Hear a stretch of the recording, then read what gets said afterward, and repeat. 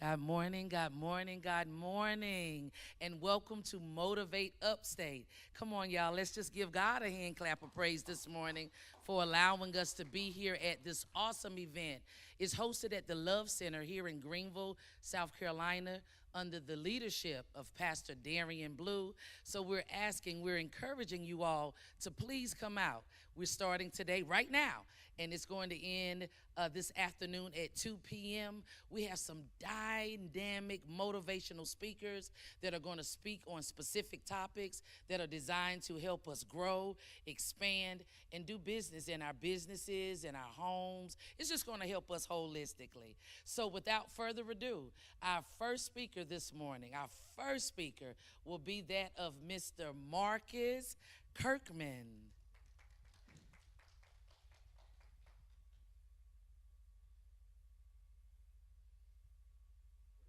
You're so welcome. Come on, y'all, clap again. I need to hear y'all clapping on the live. Yes. Right. On the live. God morning, sir. Good morning to you, sister. Thank you much. Good morning, good morning, good morning. And I'm going to use that God morning. I appreciate that. Truly, truly a pleasure to be with all of you here in person and our family online. I first want to say thank you to Divine Source for allowing me to even be here holding this microphone. Thank you for the journey. Thank you for the purposing. Thank you, Brother Blue, for reaching out and the invitation to come and speak. And very grateful that my lovely wife, Allison, is here with me.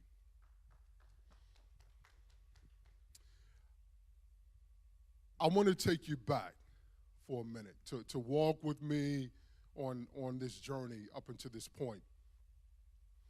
So I moved to Charlotte, North Carolina back in 1996.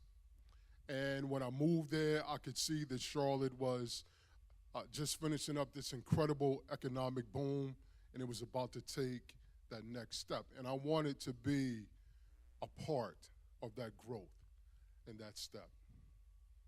And I was. Charlotte forever shifted the whole course of my life and helped bring me to Greenville, South Carolina in this moment. And we're going to walk through that. My message for us this morning, and it's really more of a reflection, give us something to think about as speakers, as entrepreneurs, walking this journey in life.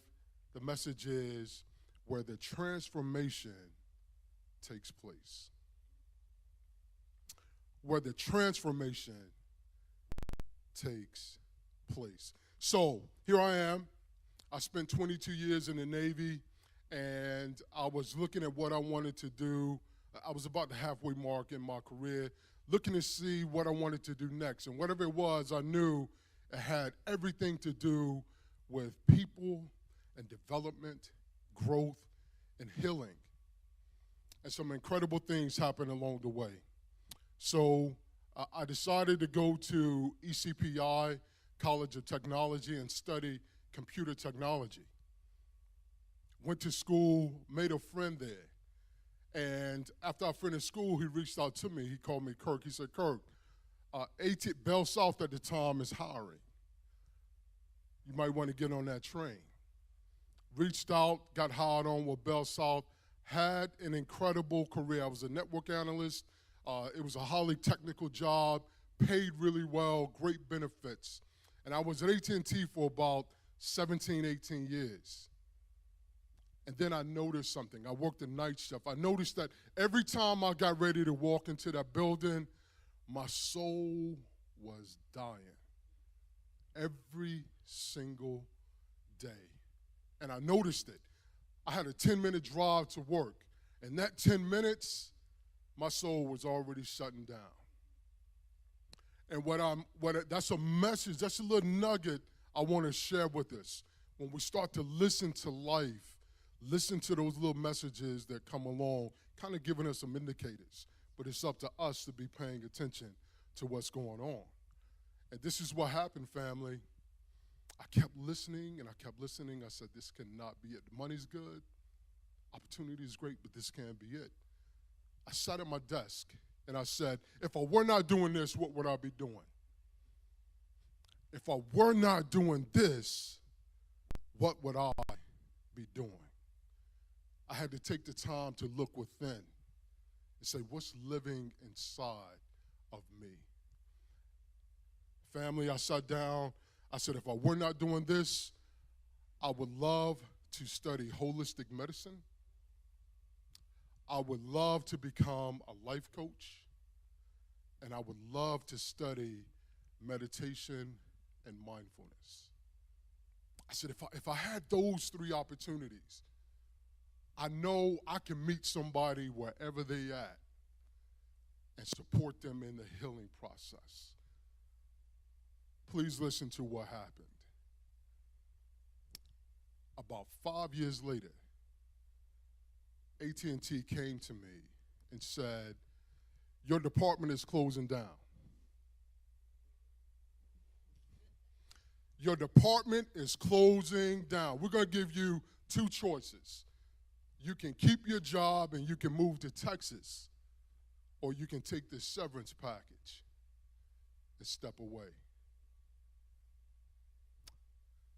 And I said, it's time to step away. If you have never taken that leap of faith to really jump into your dreams, I'm going to tell you it's a real thing. And it's a scary thing, but your faith will support you. So let's put a pin in it. I stepped away. Now, mind you, I have been doing that work for about 5 years. I've been working on my vision. I've been writing it out. They cut me that check. The first thing I bought was an Apple MacBook. I go to my partner's house, and we're sitting down in his living room. I cannot make this up. This is all in divine purpose, and when we really start to listen to that story within, that thing that won't let us go, and we begin to feed it, what happens?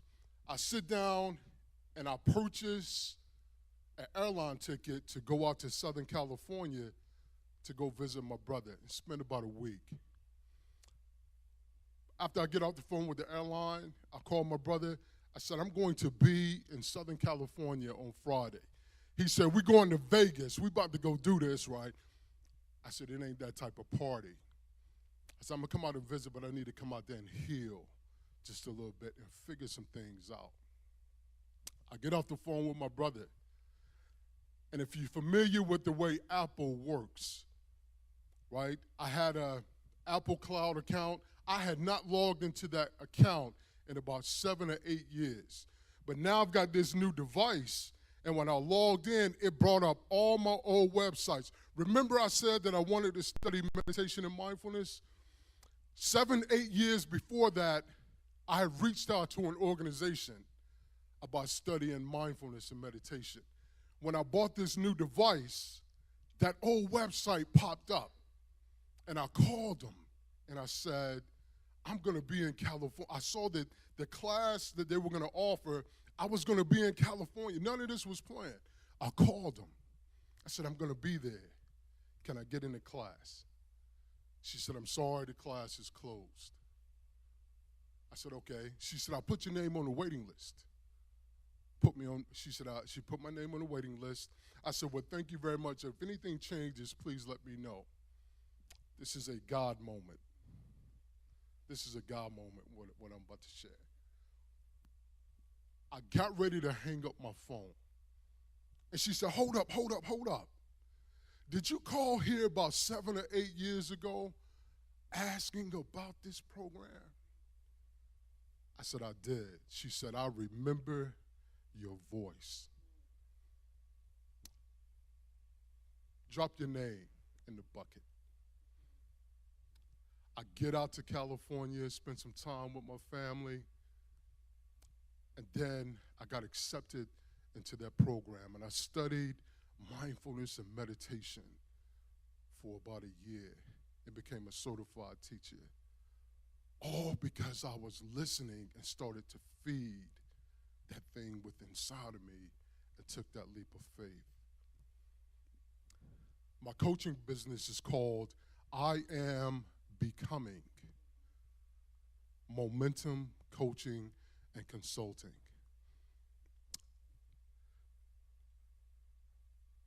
I had an opportunity not too long ago to speak. I shared this and I want to share with you where the transformation takes place. I'm going to ask the audience online, I can't hear your voice, but I'm going to ask you to engage. Everyone present right here, anybody in here ever grown anything before? Have you ever grown anything? No judgment, no judgment. I won't ask if you have clients and customers or anything like that. I know we're in the house. So, let's walk through this together. Today we're going to grow, we have this garden. We're going to grow some tomatoes, if that's okay with y'all. It's okay to grow some tomatoes? You cool with that? Okay, we're going to grow some tomatoes, all right? So I'm going to ask you, what do we need in order to grow these tomatoes? I heard some soil. I heard some good soil. We need some good soil. We're going to get to that good soil too. We need some water, okay? We need some seeds. We need some sunshine. What else do we need? We need some tools. What else do we need? Woo! Wait till we get to that fertilizer. We need some fertilizer. It's at least two more things that we need. Could you say that again? Attention and care. And we need one more thing, family, just one more. That's part of that attention and care. We need some time. We got to give it some time. All right, so we're going to grow these tomatoes, right? These big boy tomatoes. These big, fat, red, juicy tomatoes, right? So here we go. You mentioned about the tools, right? So this soil that we got, we need to break that ground up just a little bit, okay? What do we use to break up the ground? I heard a tractor. We can use a tractor. We can use a tiller, something to till that soil up, right? We got to break it up. Now, you were talking about that good soil, right? What color is the best soil? That dark, black, rich soil. Let's speak to that thing, right? You can smell it. When you get that good soil, you can pick it up and you can smell it. So we got us a tiller. We done tilled up the soil, right? As I'm walking through this, my invitation to you, we're talking about growing some tomatoes, but I want you to think about your life and your vision, okay? We toiling up this soil, right? We need some seeds. What kind of seeds we need? Tomato seeds, okay? We need tomato seeds because we're growing tomatoes. So let me ask you this. If we want peace in our life, why are we sowing hatred? If we want success in our life, in our journey, in our business, why are we not sowing commitment? I think we may have made that connection. We want to grow some tomatoes, so I don't need to put pumpkin seeds in the ground. Whatever it is we're looking to grow, we want to plant that seed. All right, so we talked about some water. Where's that water going to come from? It's the sky, right? And if you grew up in the South, like I did, S-O-U-F, South, you might even use that old green hose in the backyard. Who know about that green hose? Come on now. And y'all know that green hose has multiple purposes, right? It's some water to come out of it, but, you know, we're kind of highfalutin sometimes today, but back in the day, we used to take that garden hose right there and drink that water straight out the hose. no filter, no anything. That's our water. And then God just has a way of knowing what we need at the right time. So from time to time, those storms will come through and drop some rain from the sky. I heard light source. Somebody mentioned about we need some light, right? Where's that coming from? That's going to come from the sun. That's going to come from the sun. All right, fertilizer. What's the best fertilizer out there? Come on now, y'all got quiet. I know we're in the house. Come on, could you say that again? The best fertilizer out there is that cow manure. Sometimes we need some ish. Sometimes we need some ish in our life for something to grow. Don't believe me? Look at our own lives. And you don't have to share this out loud. The times that you have grown the most are when? Those difficult times, right? When that ish is everywhere. That's when we have grown the most. So let's tie this all in, family. You've got this vision. You wanted to grow your business. You wanted to step out into your purpose. And you may even be thinking about your own life and personal development right now. We planted these tomato seeds in the ground. And ultimately, we want to see that big boy tomato on that table, that big red tomato, right? And again, if you grew up in the South, we would say slice it. You know what I mean? Slice it. So we want to cut that big tomato. But do we really know what it takes to get from that seed to that tomato? Have we ever really thought about that? Have we really thought about when you put that seed in the ground, everything that takes place in order for that seed to transform into what it was called to be? See, when we got that tomato seed out of the pack, it was nice and pretty. It was in that casing, and it was all good. Then we put it in the ground, gave it some good fertilizer, some water, some sun, some time and attention. And underneath the ground, we didn't hear everything that was happening with that seed. We didn't hear everything that was happening. But while we were attending to it and taking care of it, making sure it had everything it needed, that seed went from a seed to something living and growing. And you know what it had to do? It had to break out of what it was to step into what it was called to be. And nothing about that was pretty. Nothing about that was uncomfortable. I want you to picture in your mind for a moment this nice seed and contrast that with the tomato plant. That tomato plant is probably 1,000 times larger than that seed. Are we really connecting with the growth that it takes to step out of what we were into what we were becoming, and how uncomfortable that can be? But that is where the transformation takes place. In that pain, and that struggle, and that hurt, right?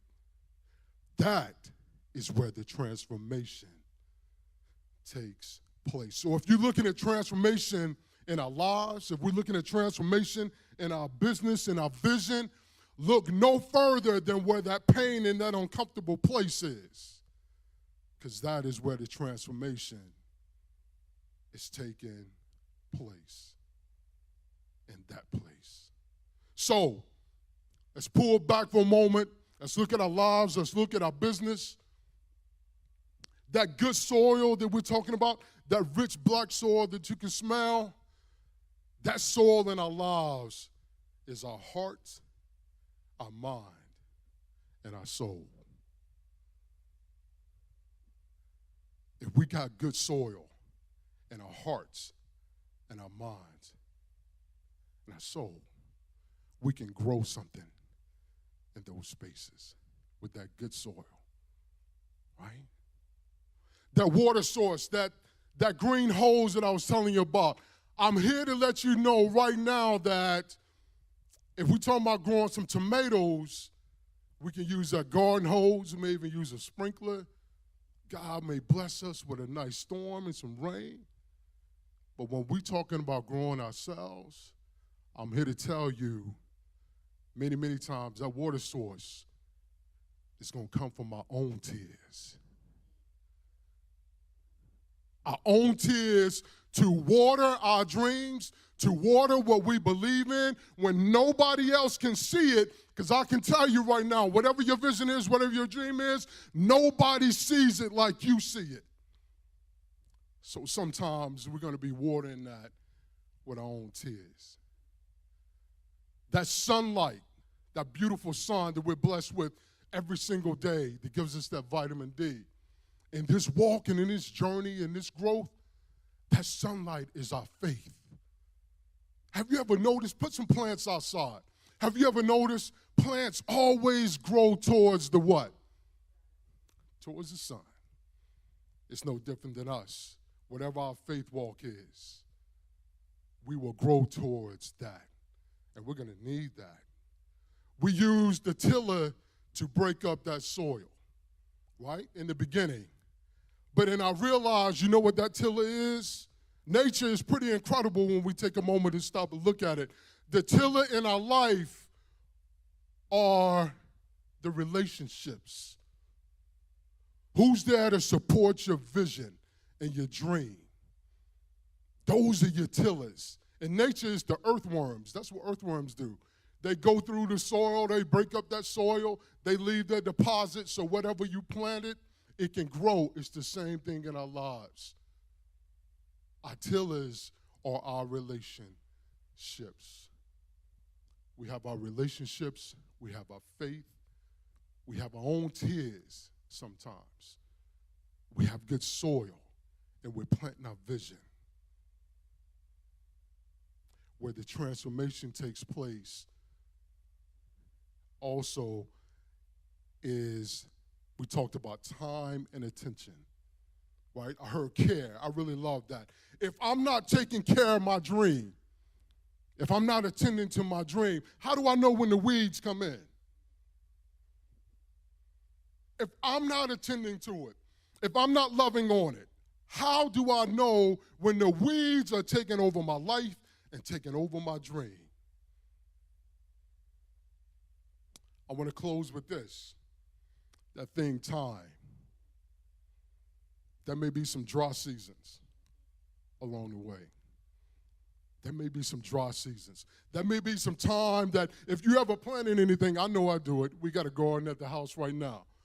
I put a seed in there today, and tomorrow I'm looking at the soil like this. I'm just hoping something is going to come out of that ground. Don't let me see a weed, because I will convince myself I think something good is growing right there, baby. I think that might be a tomato, and it's a straight-up weed, right? It's a straight-up weed. But sometimes we're not going to see some growth. Sometimes we won't see the growth. Sometimes we may sit back and we wonder, do you understand what I'm going through? Can you see what I'm carrying? Those are the moments, family. It really is important to lean into our faith and believe. I'll share a personal story, a very short story to this very point as I close. The most difficult time of my life, and there was ish everywhere. It was ish everywhere. It was brokenness, didn't understand what was happening, and it was a Sunday morning, and I was lying in my bed, and I'm standing in the house of the Lord, and I know that, and this is the absolute truth. One of the realest prayers that I've ever prayed was not me down on my knees in its proper posture trying to come up with the right words. One of the most honest prayers I ever prayed was letting God know exactly how I felt in no uncertain terms, using all kinds of superlatives and everything. And you know what? Immediately, God heard my cry. Because I was crying. When I say immediately, God heard my cry. I had believed that it's a certain way you approach all this time, but I was shown in that moment that God hears us. And this was the response I got. Once I got done saying what I said out loud, I heard this, and I'm going to sit.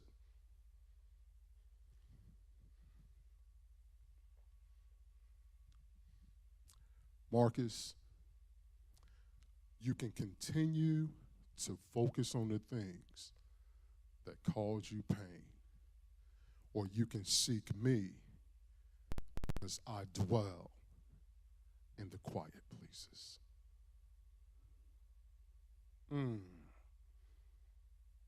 I dwell in the quiet places. I was being given a decision, family, and I began to seek God in the quiet places, and the healing began to happen. In those dry seasons where we may not see that growth, and we planted the seeds and we've done everything, seek God in the quiet places. And what you need will be shown to you.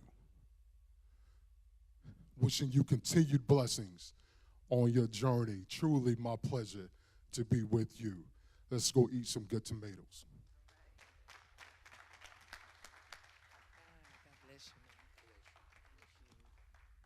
All right, come on, y'all. Let's give him another rousing applause. Thank you so much, Mr. Marcus Kirkman. And again, we honor his wife for being here on today. Y'all, I failed to tell y'all who I was. I am Jason A. Spurgeon, the Empowerment Queen. Can I get a woo-woo? Woo-woo! Listen, I am so glad that you guys are continuing to pour in, and thank you so much for those of you that are live streaming. Today is going to be packed with some of the most dynamic speakers known to man, all right? And so, again, we celebrate this day. We honor this opportunity that Pastor Darian Blue has given us to come together, like I said from the beginning, to expand and to grow. And at this time, I'm actually going to ask Pastor Darian Blue if you would come forth. I know I opened up with a hey, y'all, but I think he also needs to welcome you all as well. Come on, y'all, let's give a hand clap of praise as he comes up.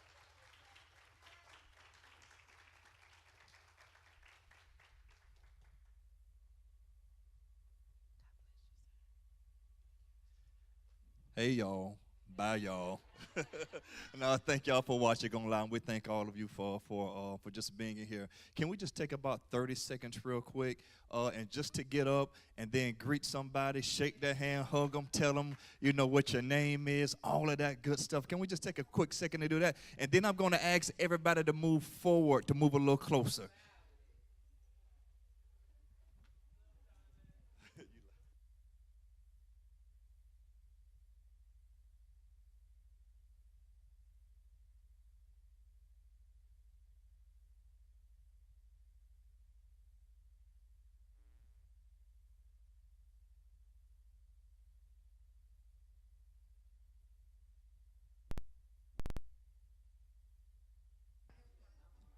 So for those of you that are at home, use this time to greet somebody in your home with some love, with a hug.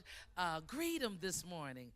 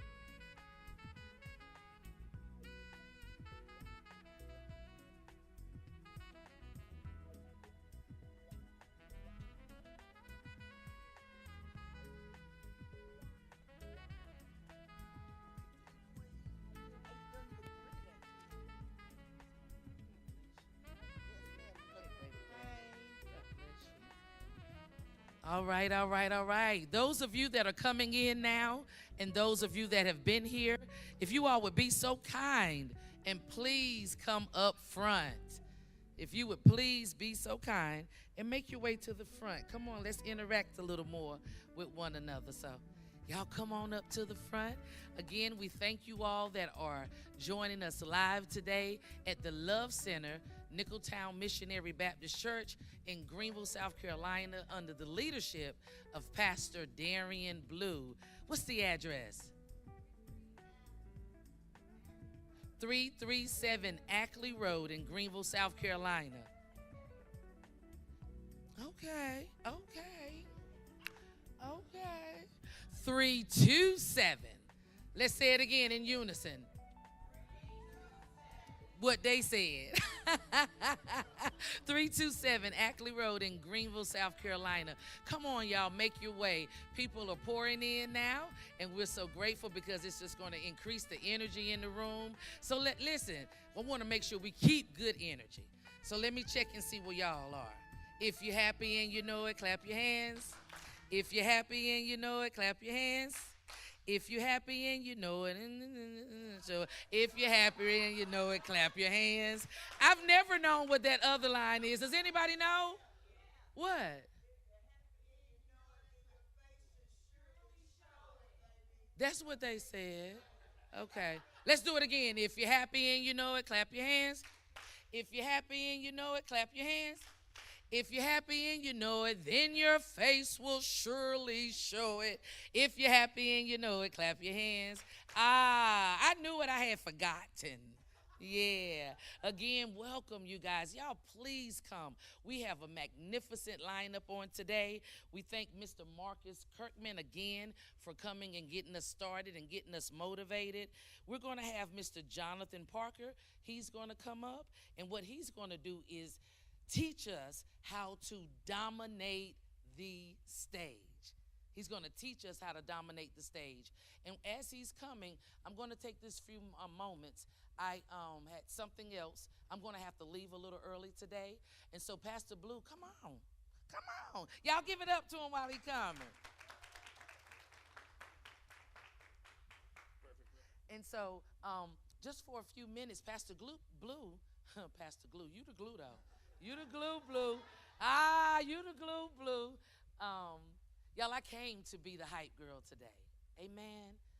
We hear people talk about people being, they do too much. They too extra, and stuff like that. But there are some of us that God has charged with being motivators.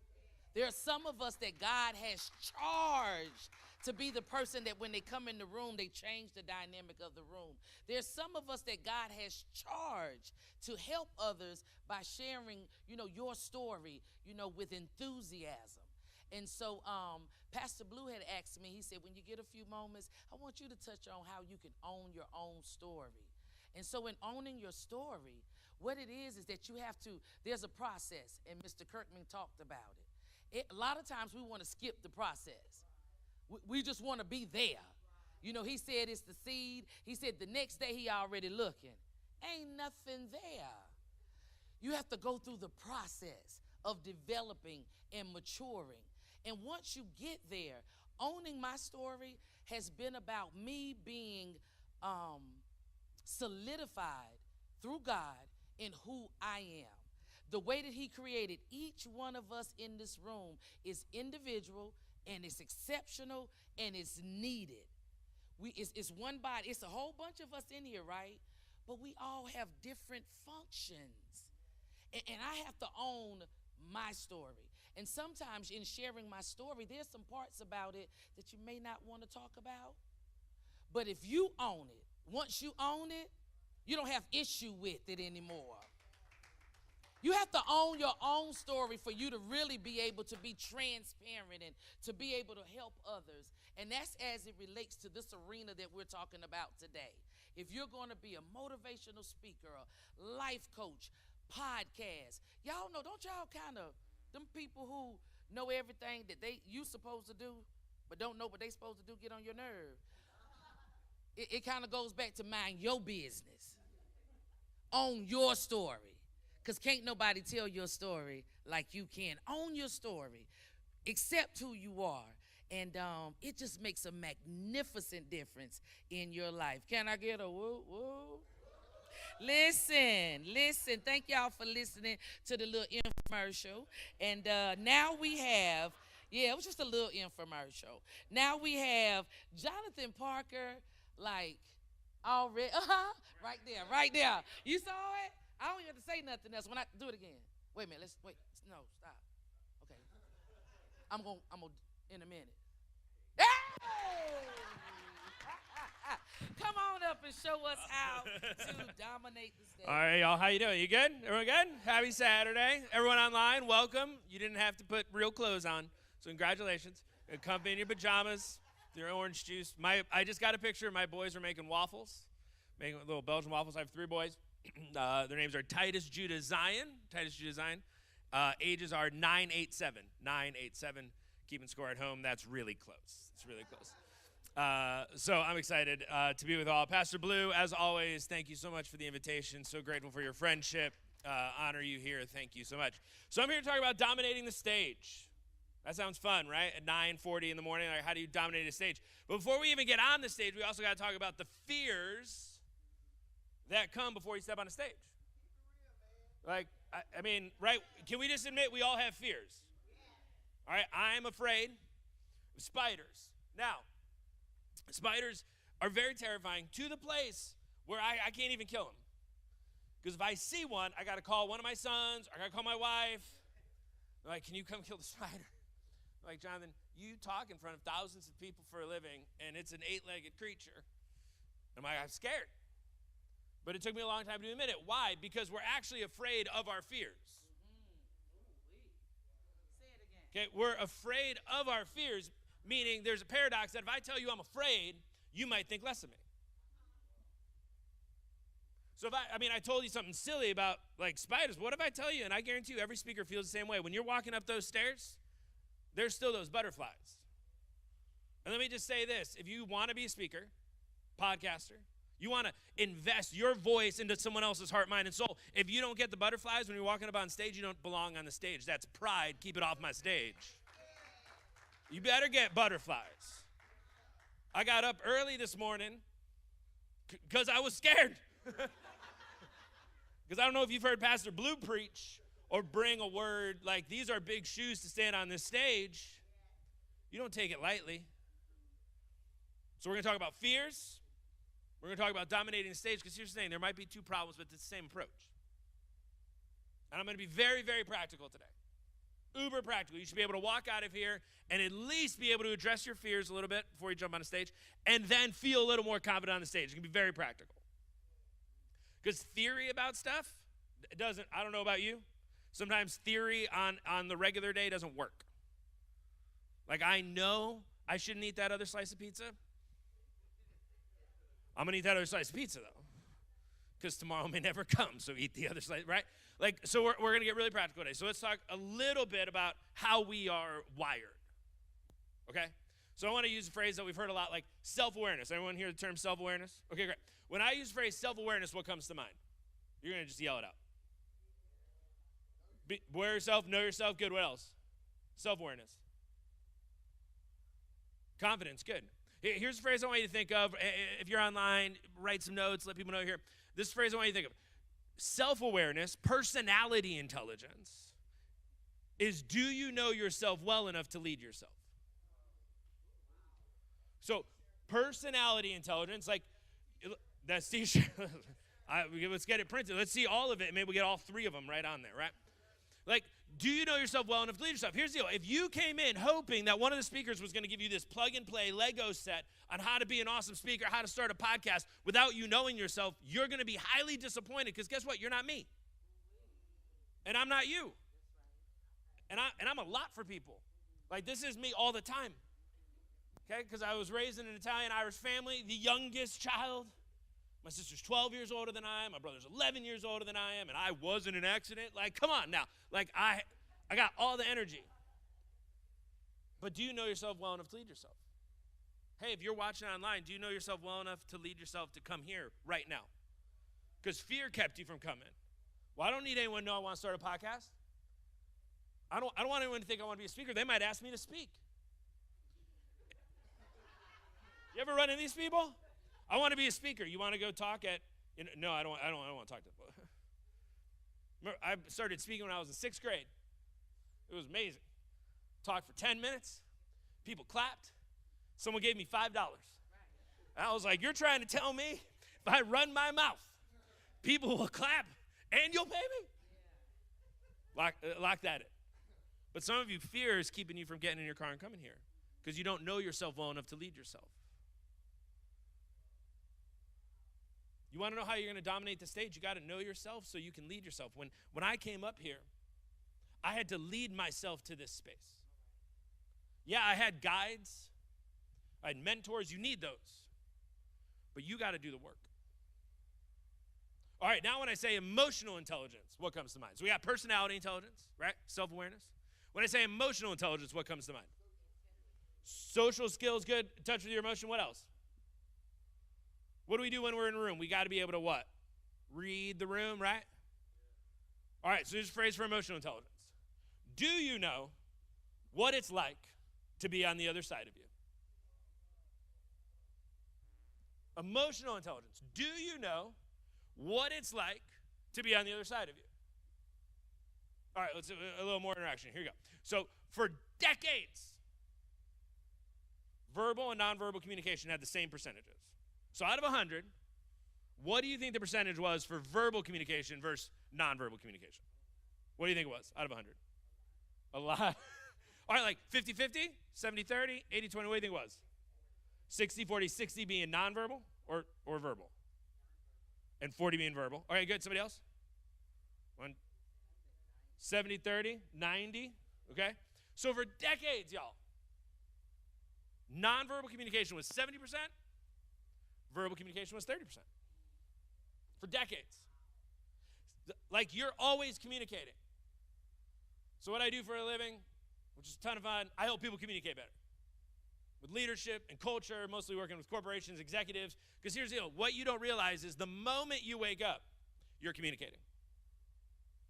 Do you know what it's like to be on the other side of that communication? So these are the same stats for decades, and then 2020 happens. Everyone's got to go home, and everyone spent a lot of time staring at what? Computer. And every corporation and family, their favorite new app was Zoom. Don't you wish you bought stock in Zoom in 2019? But there's a crazy thing about Zoom. On Zoom, you're not only just looking at the people, but you're also staring right back at what? And for the first time in human history, we got a view of what it's like to be on the other side of us in real time. And then you started to realize that every time Wilma started to speak, you grimaced. You're like, I don't like that. And every time Fred joined the conversation, you're like, I really don't like Fred. Some of you realized you took Casual Friday slightly too literal. Because what we realized was what it's like to be on the other side of ourselves. Here's my question for you. Hey, speaker, podcaster, parent, friend, significant other, do you know what it's like to be on the other side of you when you get in a fight? Speakers, you need to regularly ask, what's it like to be on the audience side of me speaking? Because I can't see myself. I have no idea what I look like. I'm guessing I'm still bald, but it's an assumption I'm going to make. I don't know what it's like. So here's a little trick. You ready? Uber practical. You want to be a speaker? You want to stand in front of a stage? Record yourself as often as possible video. This is where it gets fun. Then watch it back with no audio. No audio. And let's look at those facial features. What are you doing with your body? Do you look angry all the time? Are you comfortable on stage? Which we'll get to. Listen, okay? To know what it's like to be on the other side of you, don't hear your words. Watch your body. It's 80% of your communication. So we got personality intelligence. Know yourself to lead yourself. We got emotional health. Do you know what it's like to be on the other side of you? If you are an aspiring leader, the best question you can ask, in my opinion, is, hey, what's it like to be on the other side of me? What's it like? And then that third part that comes all together is skills. That's why you all showed up. That's why you logged in. Are you developing the skills to know yourself, to lead yourself, and to know what it's like to be on the other side of you? See, there's so many self-help books out there, right? So many ways to do things, right? But we're buying all the wrong books if we don't know ourselves. And we're working on the wrong things if we don't know what it's like to be on the other side of ourselves. I need more of that mindfulness and meditation that Brother Marcus was talking about earlier. Like, I don't need an energy book, y'all, okay? Don't need it. But you're buying the wrong books if you don't know yourself. You're working on the wrong things if you don't know what it's like to be on the other side of yourself. So we got to develop the skills. Because here's the thing. When these three things come together, your self-awareness, your emotional health, and your skills, when they come together, the core of you starts building. Which means when the core of you starts building, you get to show up to the room 100% of the time just being you. I know most of you are just meeting me, but afterwards you can ask Pastor Blue. Is the bald-bearded guy like that all the time? All the time. Because when I work on my core, I get to show up as me. The first way you overcome fear is you got to be 100% you. The fears in your mind are the words that people have told you about yourself that aren't you. Tell me why you can't start a podcast. Who told you that? Well, my coach. Well, your coach ain't here. Do you want to start a podcast? Yeah, then let's start a podcast. The fears that are hindering you is because you don't know yourself and you're listening to all the wrong words in your head. See, before I get on stage, I get the butterflies because I'm doing the work. I'm doing the work. Am I slightly better today than I was yesterday? Like when I spoke yesterday to an audience, am I slightly better today? Because I did the work. So one of the ways you overcome fear, one of the ways you dominate the stage is you got to develop that core of knowing yourself to lead yourself, of knowing what it's like to be on the other side of you, and then being radically intentional with your development. Just because a podcaster or somebody told you it was a good book to read, if it's not helping you to know yourself and it's not helping you to get better at being on the other side of you, it might be a great book. Just don't waste the time reading it.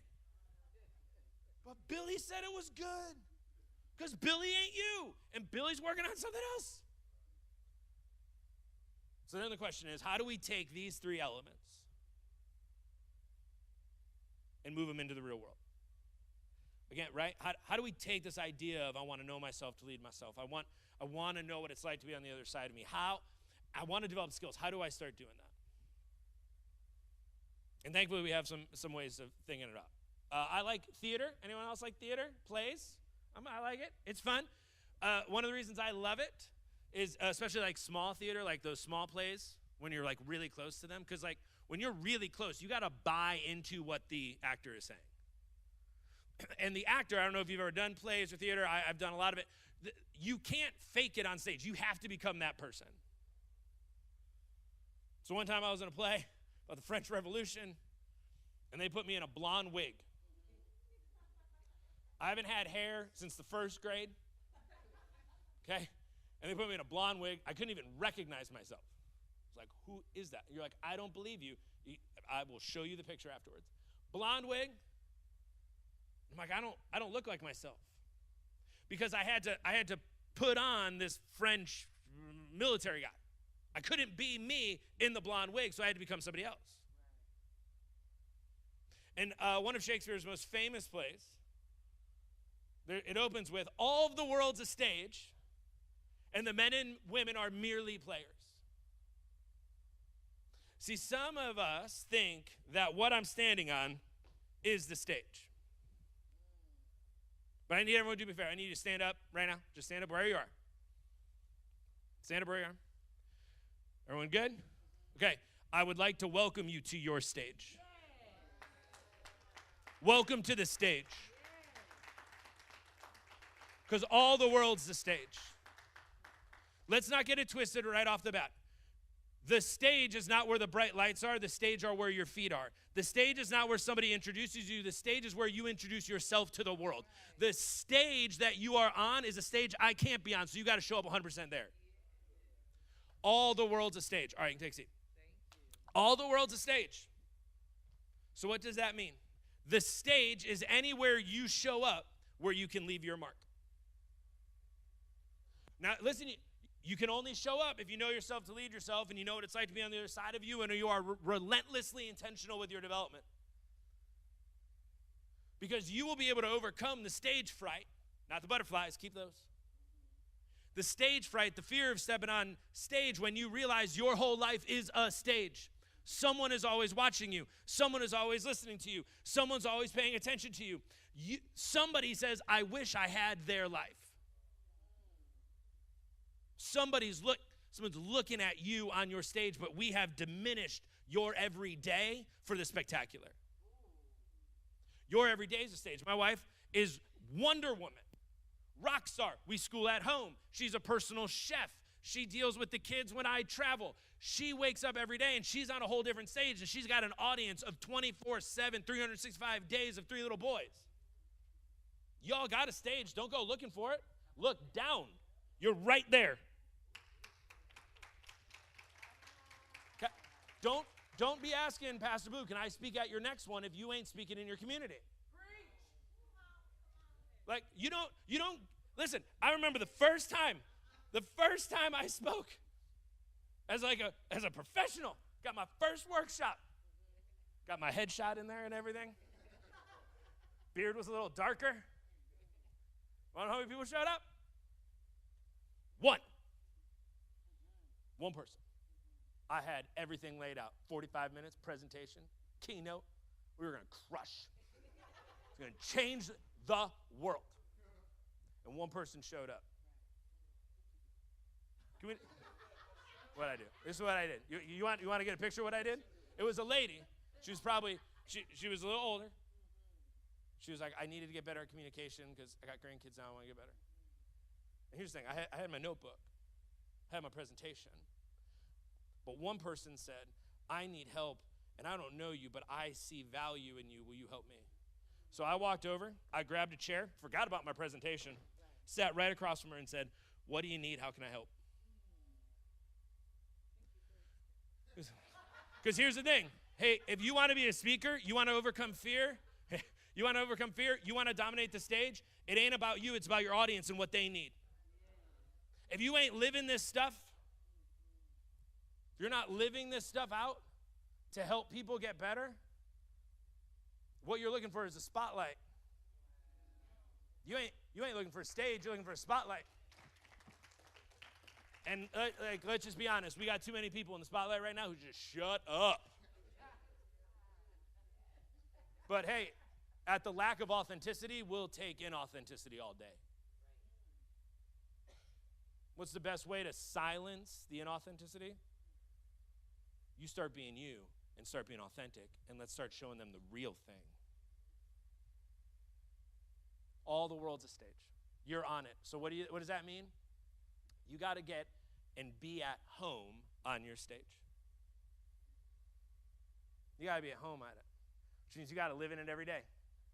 One foot in front of the other. Are you comfortable with yourself? Or did you wake up this morning saying all forms of negativity about yourself?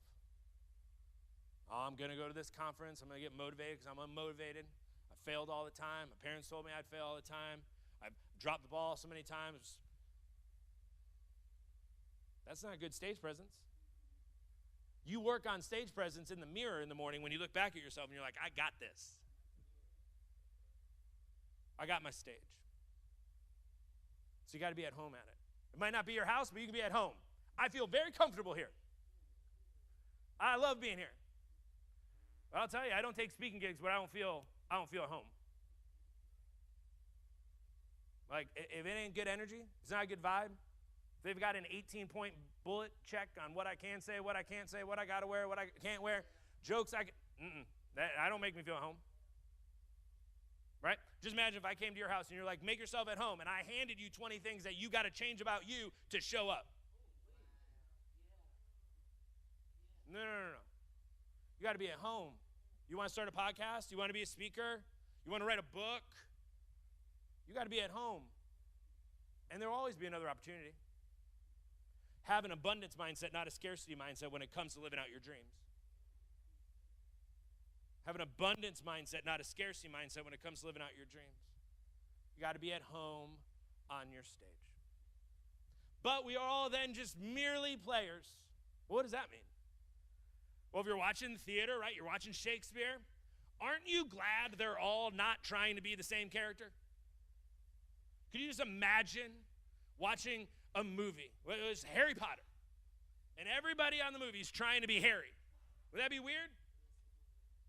If you're watching a basketball team or a baseball team and everybody's trying to be the point guard, like, this is no fun.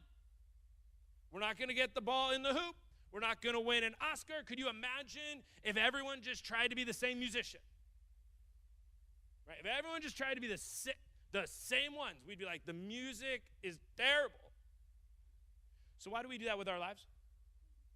Why do you try to be somebody else? If we're all mere players, why are you trying to play someone else's role? Why are you looking at somebody else and be like, I want to be like them? No, you be like you. Let them be them, let you be you, because we're all players. And here's the thing. You've got a stage and where you step that I will never be welcomed into.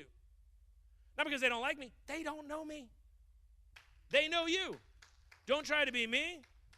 They know you. You got to show up and play your role and say your lines and show up 100% because that's your stage, that's your audience. You got to play the role. But here's the problem. When you hear that, most people get a grimace. They're like, why do I got to play a role? Does that mean I got to be you? Means you're going to put something on me? No, go back to the beginning. You got to know yourself to lead yourself. You need to know what it's like to be on the other side of you. You got to be relentlessly intentional with your development. And then you're going to be like, I know the role I'm supposed to play. I'm supposed to start a podcast that changes the world. I know the role I'm supposed to play. I'm supposed to show up in my community and see transformation. I know the role I'm supposed to play. I'm going to go care for those who are older in life who don't have love and care and attention. I'm going to go do that. Or I'm going to help the school system. Or the role in my life is to speak in front of thousands of people to hopefully be a catalyst of transformation. I'm great with my role, y'all, because I know myself and I know what it's like to be on the other side of it. You want to overcome stage fright? You want to overcome fear? Be really comfortable with your role. Hey, maybe some of you are watching right now. You're like, Jonathan, I'm working 3 jobs. I got the kids. I got debt. I got the car. Hey, listen. We got to have a readjustment on time.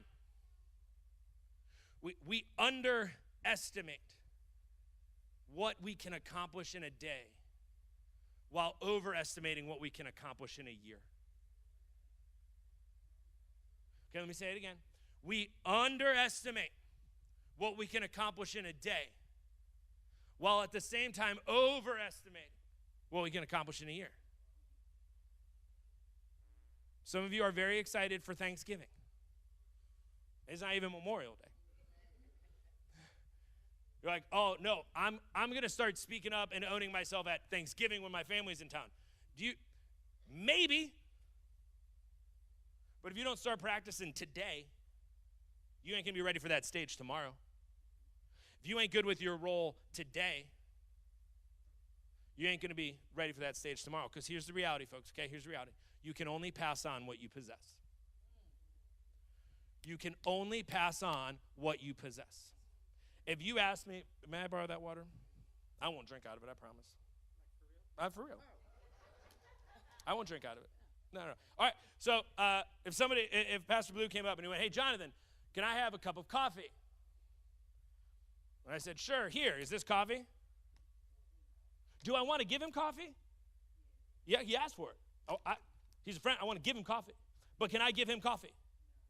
Why? Because I don't possess it. I don't have it. What do I have? Water. You know you're not supposed to give everything that somebody needs from you. There's another well that might need to come from.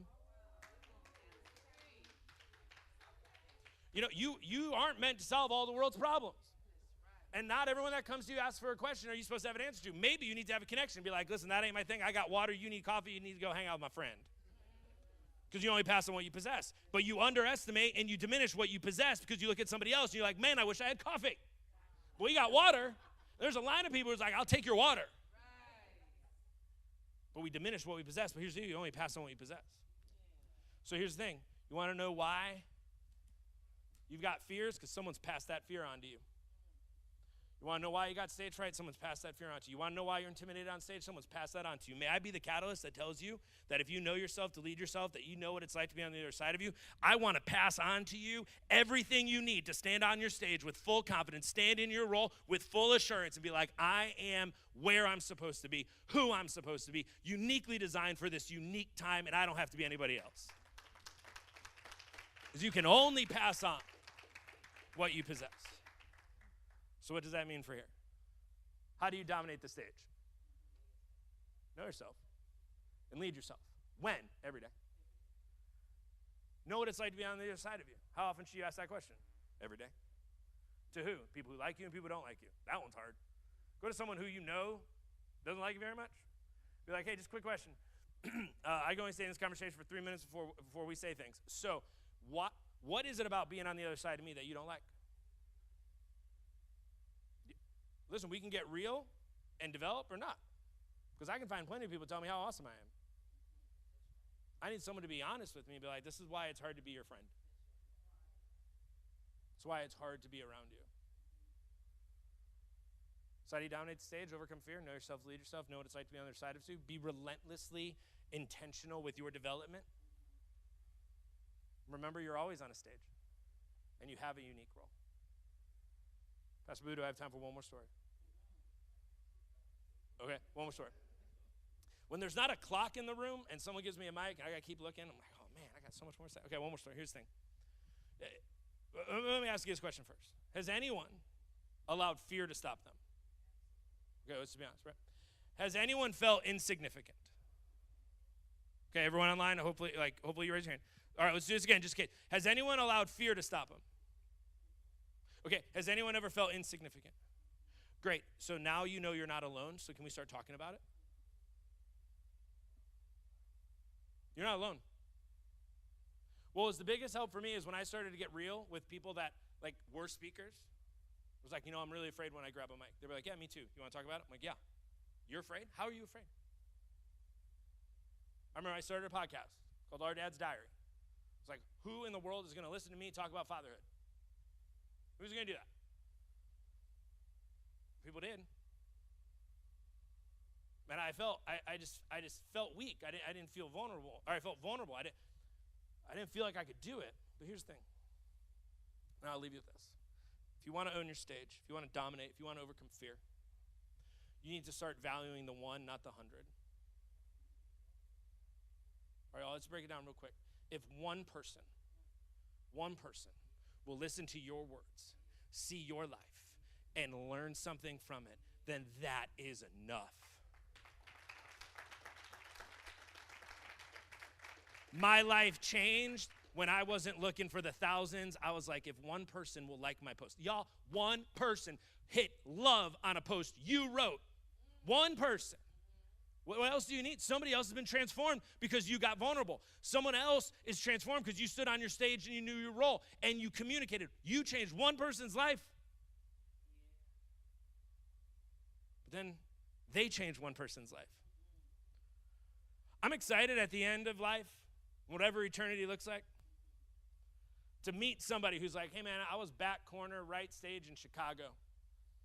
And I know you just spent your time talking to retreats, but just so you know, I went on and helped see countries change and talk to millions of people because you stood up on your stage, knew your role, and you helped change my life.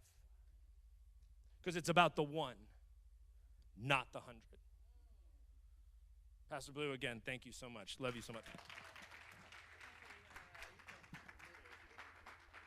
you. Come on, y'all. Give him a little more.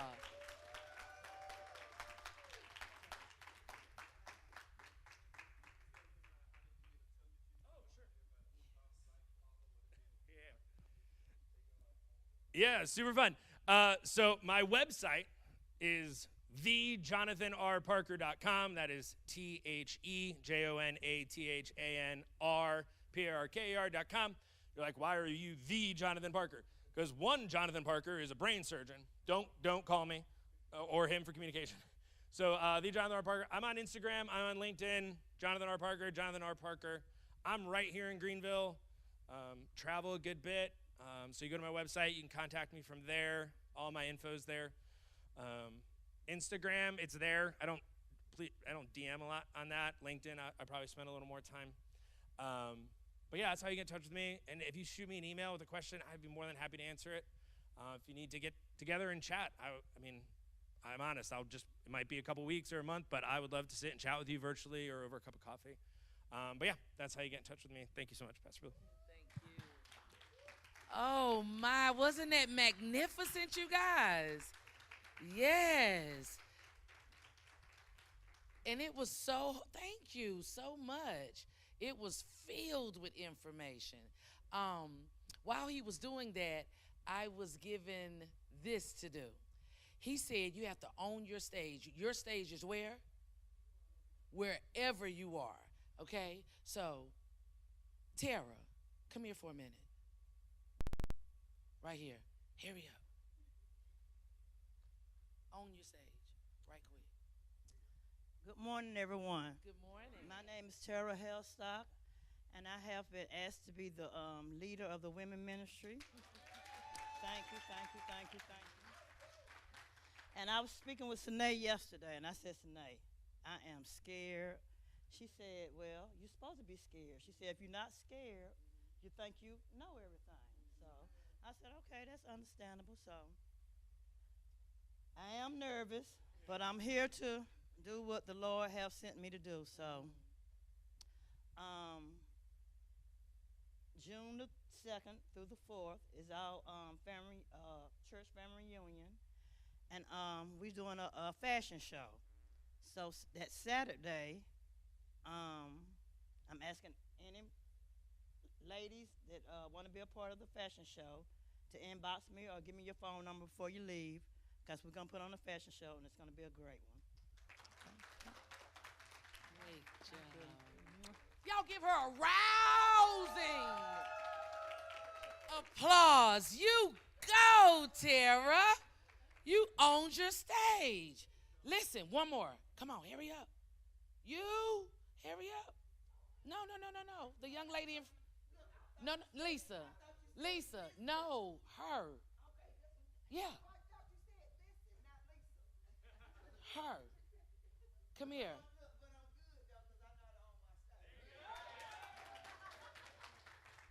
Own your stage. Good morning, everyone. I'd like to like to thank everyone for coming here and receiving the word. And I hope you have a nice day. What's your name? My name is my name is Rachel Parks. This is Rachel's first speaking engagement. You go, Rachel. Good job, Rachel. And that's what it's really about. It's really about causing somebody else. I know you know your stage. I know you know yours. But what about though? He said that one. That one. Y'all, that's so Bible, wasn't it? That was so Bible. Yeah, Jesus went back for the. And so thank you again. You was just magnificent, dope, fantabulous, everything magnificent. You can come to the cookout, bruh. You can come. You can come, yes. Again, I'm your girl, Jason A. Spurgeon, the Empowerment Queen, and I am so excited to be here. The way that you just pumped me up and further encouraged me about me owning my stage everywhere that I go, and I have been a product of, or I've allowed myself to be a product of what I talked about a moment ago. She do too much. She's so extra. That's my stage. Thank you. You've given me a whole nother perspective. I've been waiting on, how many of you have been waiting on other people to get you? You're wasting time. Because when we get us, guess what happens? Everything happens. It just creates a whole nother paradigm for your life. Own your stage. Can I get a woo woo? Listen, this beautiful woman that's coming forth now, I had the opportunity to meet her on StreamYard, and she was just so magnificent when I met her, even on, like, that was one of the largest reasons. No, that's not, well, yeah, it really was. I'm coming to see Talitha. I'm coming to see Miss Vickers. And so, y'all, let's welcome her as she comes to the stage. And today she'll be talking about crafting your message. Walk the stage. I want own it, own it, own it, own it, own it, own it. Twirl. Yeah. Right. Listen. but you ain't gotta be. You is, cause she's so dope on her own, right? Right. So Thank you sweet. for the Thank compliment, you. though. God bless you. Absolutely, queen. Thank you. Thank you. Which way we going? We dancing? We I don't dancing? wanna go in front. Okay. Hello, everyone. I am so thrilled to be here. Thank you so much for the warm welcome. And Pastor Blue, I really appreciate everything that you have not only done for our community, but even inviting me and continuing to pour into so many people. And to everyone online, you should have came. You should have came. The energy in the room is on fire, okay? Period. Period. I put that on everything. So again, my name is Talitha Vickers. I've been a journalist for 20 years, up and down the East Coast. And I will tell you, for me personally, every time that I'm in a different state, you know, I feel a little bit different because there's a way that the people in the South have traditions and communicate. There's a way that the people in the North have traditions and communicate. Where Brooklyn at? I'm from Brooklyn, so I could do that, right? And so at the end of the day, I want to leave you with some tools today. Is that okay? With some vitamin C tools. Is that cool?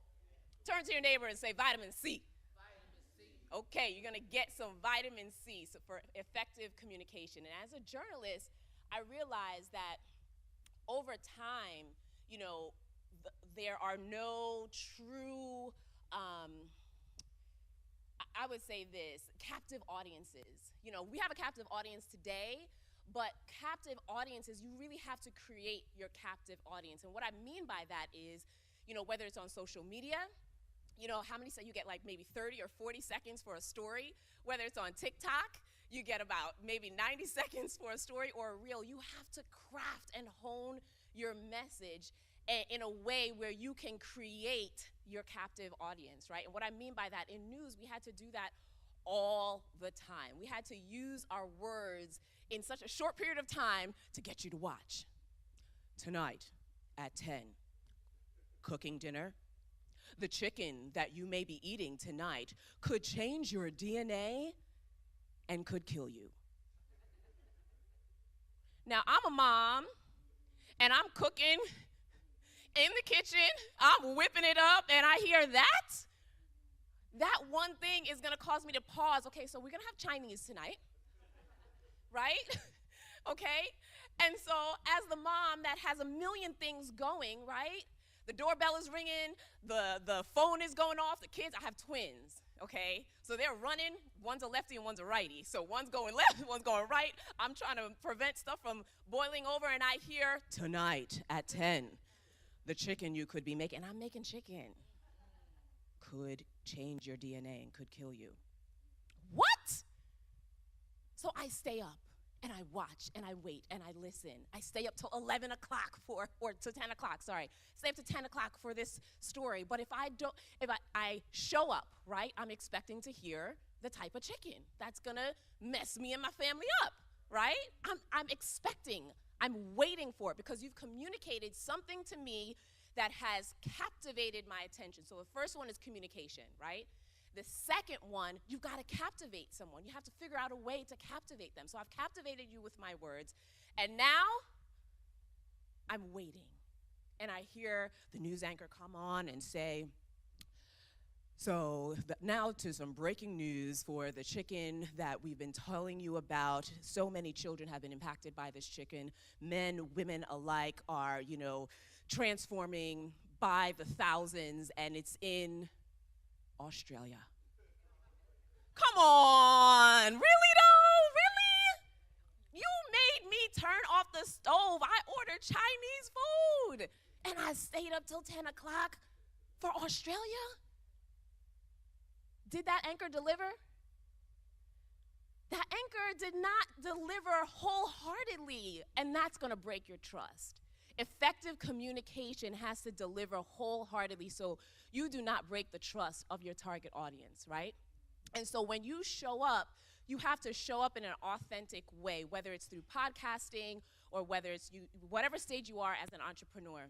Whatever your message is, make sure that you can deliver because you will have broken trust. And so let's think of an example of that. The Super Bowl, right? The Super Bowl and Super Bowl commercials in particular they spend, years in advance to create a message within 30 seconds to capture you, right? Who can remember a Super Bowl commercial? They're unforgettable, right? Bud, Wise. How long ago was that? Had people over here acting like frogs. Bud, Wise, 30 seconds. But that message translated to somebody who every time they went in the store, they're like, ooh, Budweiser, let me get it, right? Frats and fraternities, Budweiser, let me get it, if that was their thing, right? So they crafted a message, and they deliver, because probably at the end of that beer, there was like, right? So they delivered on their message, but at the end of the day, my point is, you have to not only craft your message in a way that's going to deliver, but you also have to be able to cultivate your audience, right? And so how do you do that? I cannot be in a newsroom or on my stage, which was the anchor desk, and think that I'm going to just sit here and cultivate my audience on this anchor desk. I couldn't do it. I had to go to where my target audience was to capture them, right? And so how did I do that? I showed up. I didn't just show up as Talitha the anchor. I showed up as Talitha me in my space, right? And so in order to grow your audience and to build that trust, we talked about communication, but you also have to cultivate that audience, and a way of cultivating that audience is going to them. Go where they are. Get out of your space and go where they are. So where did I go? I'm big on community service, right? So I'm constantly in the community. I'm big on education. So I'm constantly in schools. I'm constantly reading. And I'm constantly talking to children, right? Because they are the seeds, right, to grow our communities. And so that's critically important. So let's go back to that example of, at the end of the day, there's this what we call in news a tease. Tonight at 10, the chicken, yada, yada, yada, right? And then I do deliver, and I tell you, it's happening in Australia, but there is a deadly strain that has been captured in 2 other states.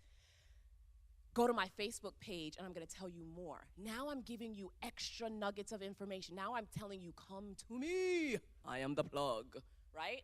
Come to me. And now I'm sitting at my desk, and I'm giving you an extra nugget of information on my Facebook page. Now I have my own captive audience that's away from the anchor desk. Now I've brought you into my space, and now I've got to own that space. Own your space. No matter where it is, find a way to capture that audience and then own it while you're there. Because then people are like, okay, I got the other 2 states. One's in North Carolina, the other one's in South Carolina, got it. And then they start scrolling, and what do they see? Me showing up authentically. They see me in the community. They see pictures of me giving back in my community. And then they're like, ooh, she's kind of cool. Oh, she shows up that's my kid's school. And guess what? I take pictures at schools all the time. You know why? I sit there, and the kids, they always want to be on TV. Everybody wants to be on TV, right? Oh, Miss Talitha, can you put me on TV? And I'm like, how am I going to figure out how to put these little kids on TV? So I'm like, okay, we take a selfie, right? And I say, now go home and tell your mom, your dad, auntie, uncle, everybody that you're going to be on TV tonight after the weather. And guess what? We tease the heck out of that. Today, I went to a school. You will not believe the children who I met today, coming up right after this break. And then people are watching, and they're waiting, and they're watching, and they're waiting. And the whole school has made an announcement. Today, Talitha Vickers came to school, and today at 4 o'clock, one of our classrooms will be on school. So I'm using also the school to get people to come to where I am, because I went to where they were, right? So it's like a little hopscotch. I could do it in these heels, okay? So it's a little bit of a juggle, right? So you got to go to them, they got to go to you, then they're watching during the newscast, and they're waiting, and they're watching, and they're telling all their friends and family, and meanwhile, our ratings are going up, right? Because these little kids that I went and visited at school became a messenger for me and became a messenger to their parents and said, Mommy, we cannot miss the news at 6 o'clock tonight. Why, is it about the chicken? No, I'm going to be on TV. And so you have to work with what you have. I had a captive audience, but I needed them to also, I needed to cultivate that audience. And so I had to go to where they were. Got it? So we got communicate, captivate, and cultivate. So those are your vitamin C's, right? And at the end of the day, I also hear people say, in all of it, as you post these stories or as you use social media to your best benefit, don't get discouraged, even if you just get one like. And that's great. One like is great. But then what if you don't get another like the next day? Are you going to get discouraged? Right?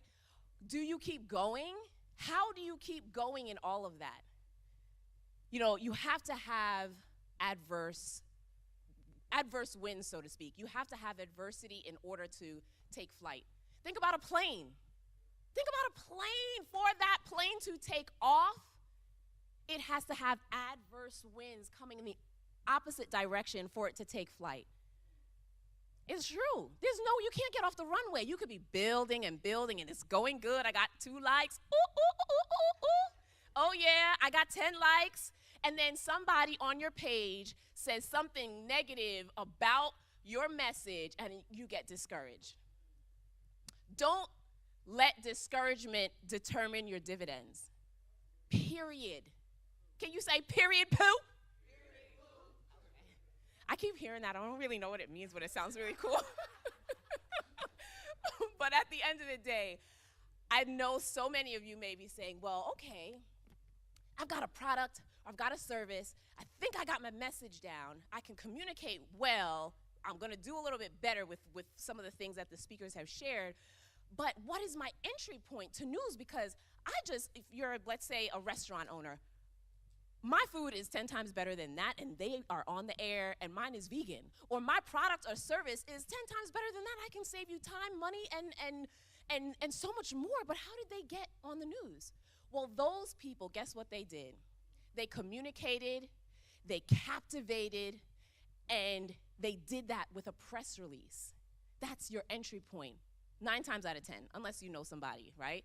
But your entry point, 9 times out of 10, to get your message on the news is through a press release.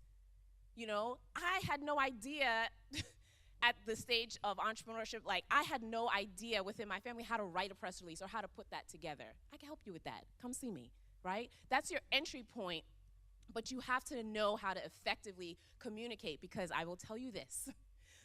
We get probably 200 to 300 press releases a day. And if you have not captured me in the first sentence, that vitamin C is going in the garbage.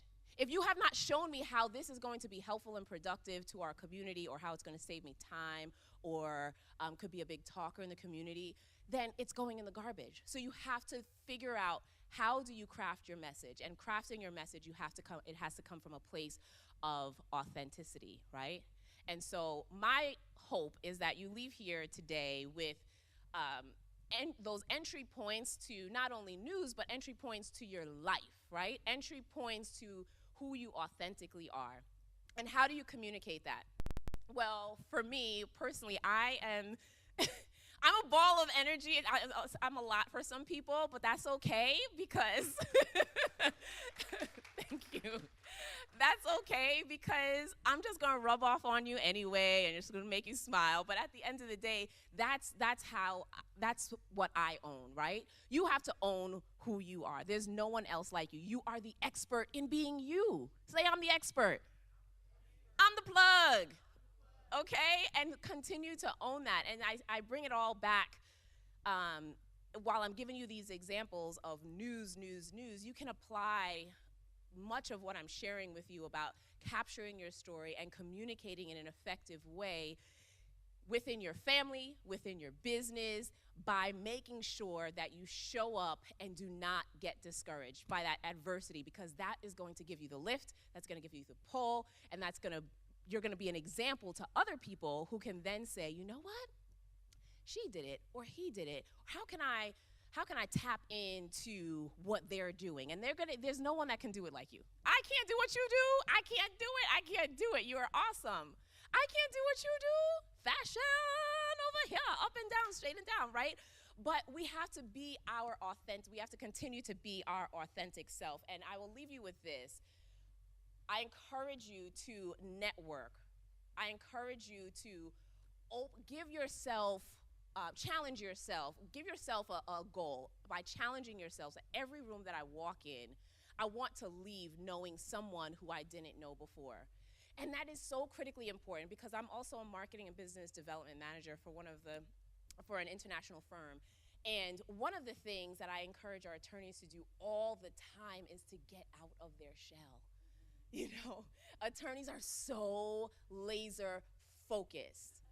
And when I tell you, like, my first meeting that I had, you know, I cracked a joke and I saw no smiles. I mean, I saw no smiling faces or anything. And I said, you know what? Every meeting, my goal is to get somebody to just at least wince an eye. Just like a little bit, like, ooh, I got that, Talitha. But their face is always so stern. But what I say is, I encourage them all the time to come out of their shell.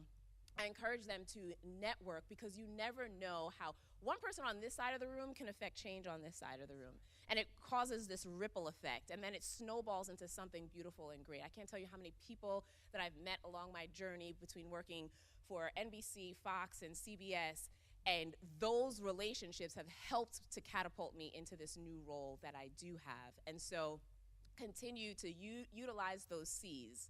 Now, who remembers all 3 C's? Because I got something for you. All three. Communicate, captivate, cultivate. What's the best way to communicate? Somebody else. I got you. Best way to communicate? By being you. I got something for you.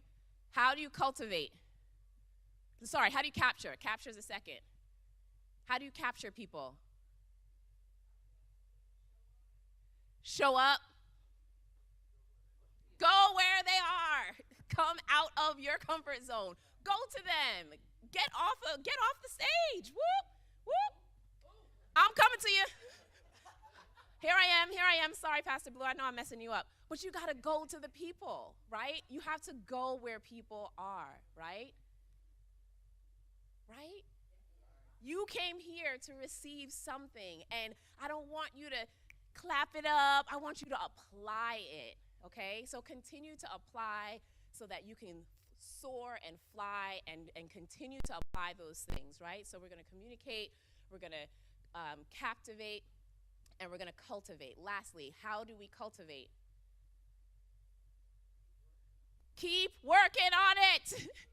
Do not get discouraged, okay? All right, so I'm going to leave you with that. I'm going to turn the microphone back over. I'm going to come back around here, but I do want to share with you that I know that it can be very scary. I know that when you're starting out, you can feel like, gosh, how do I press forward? How do I get rid of the butterflies? How do I keep going? And I'm telling you, I promise you on everything that's good.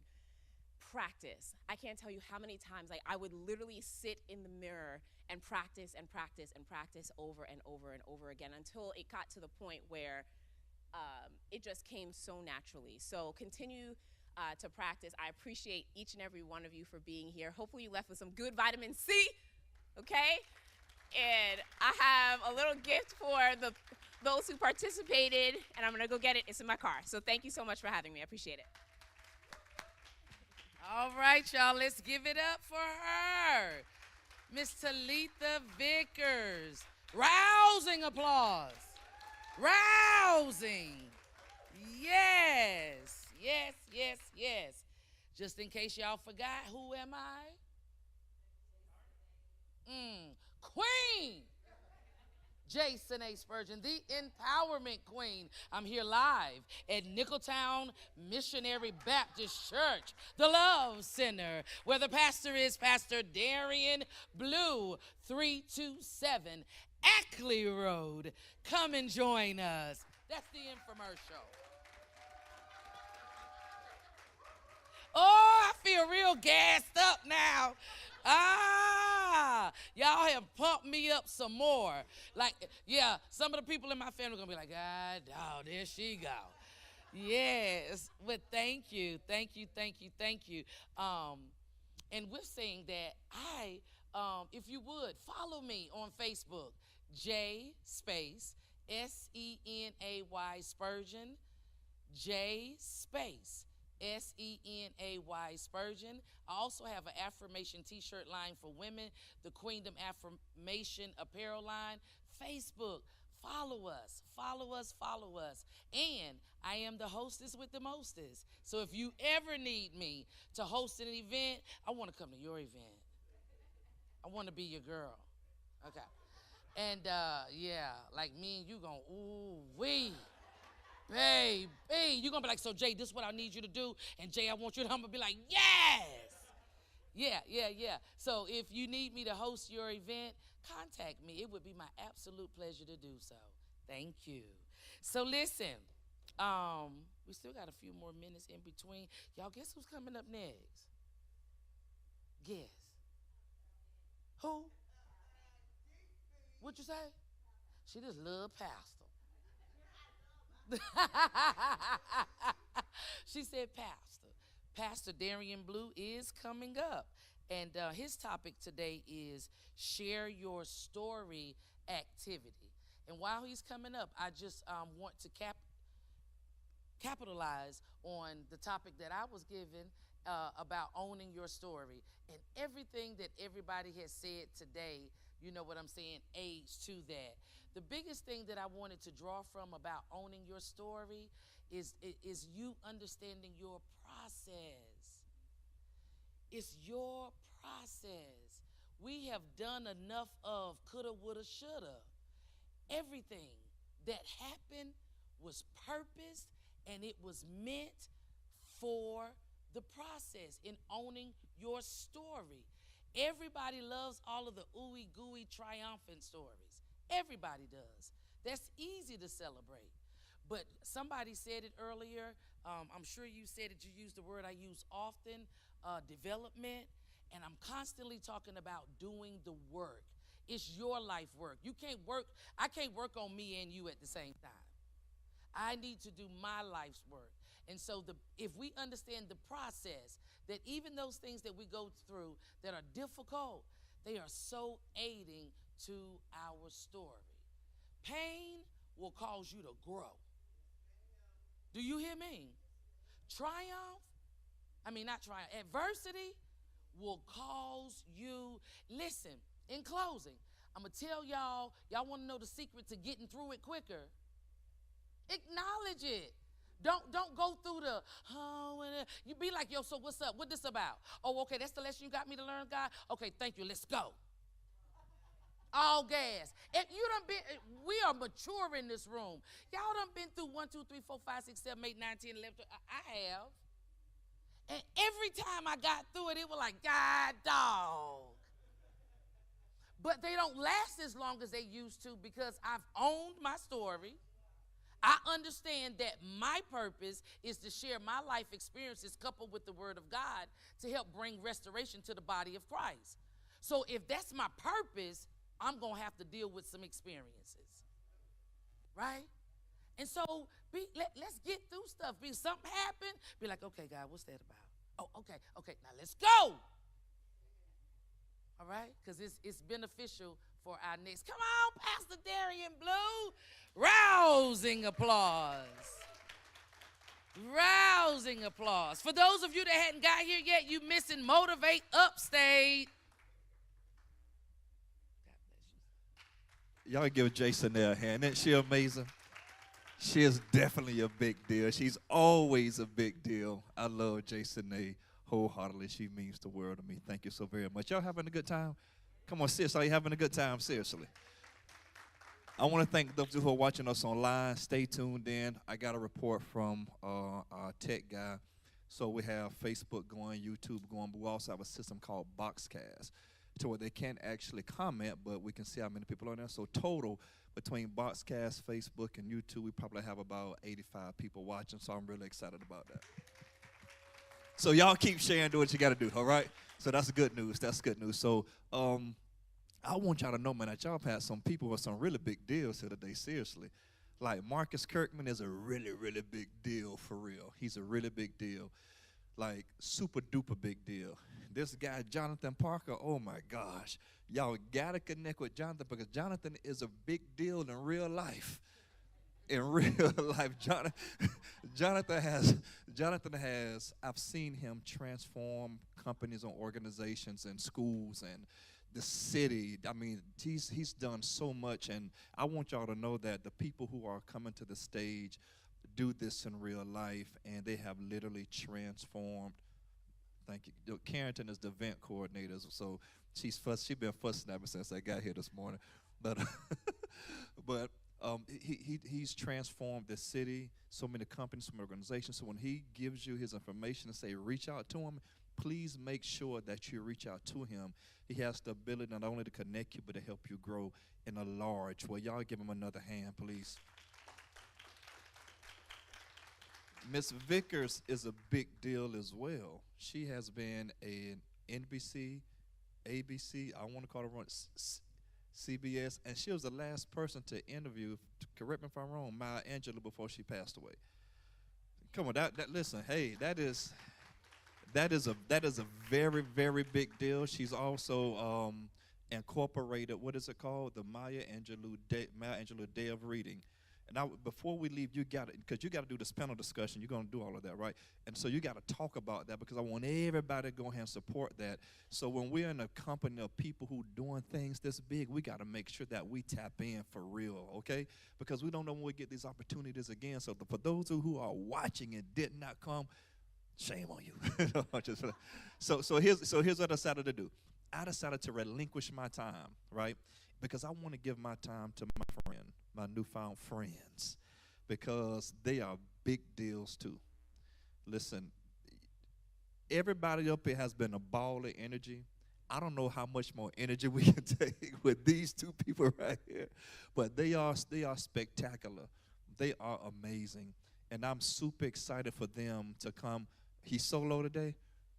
Oh, okay. All right. So to help us grow in the area of podcast. And I told him, I'm not putting any brakes on you now. You just go ahead. You can't Jonathan, look at Jonathan, you can't put no brakes on this guy right here. You just got to let him go. And so I decided to relinquish my time, and I want to give my time to him. But you know what? I want him to get the same treatment that everybody else got, so I'm going to let Jason bring him up because I feel he needs to feel that, right? I am Jason A. Spurgeon, the Empowerment Queen. Listen, this guy right here, I met him too, also on StreamYard when Talitha and Talitha, Pastor Blue was on the line, and he was just so captivating over the line. He's absolutely beautiful, right? He's so good looking. He really, really is, and you're like, you movie starish, yeah. It's the teeth and everything, right? And he had a beautiful background, and then he has coined himself the average dude. And his wife is that chick. That's what you've been coined today, sis.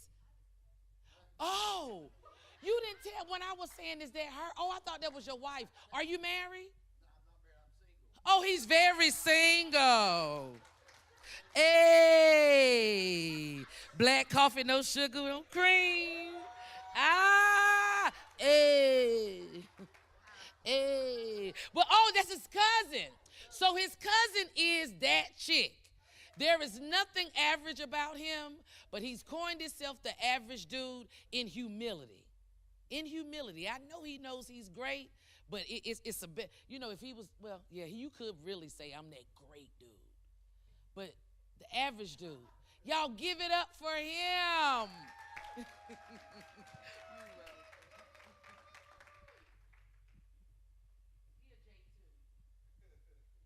Built me up way too much. I'm humbled. Jonathan got up here and knocked it out of the park. He showed me what being a great communicator is all about. And I thought, I'm an average dude. I am an average dude. And I've got to follow someone like that. Talitha, a pro journalist that does this for a living, that's been communicating for years, well educated. So I was nervous. I didn't know what I wanted to talk about. But courage is what all of us need. It doesn't matter where we are. And I loved it when you said, yeah, we've been scared. Everybody's been scared. Everybody feels these same feelings. And that's why I call myself the average dude, right? We're human beings. We're all human beings. And I'm going to try to stay on the camera. But I like to pace. I like to pace. So I didn't know where I wanted to go. I thought Jonathan made an excellent point to you. We want to live these things. We hear these things, but we have to live them.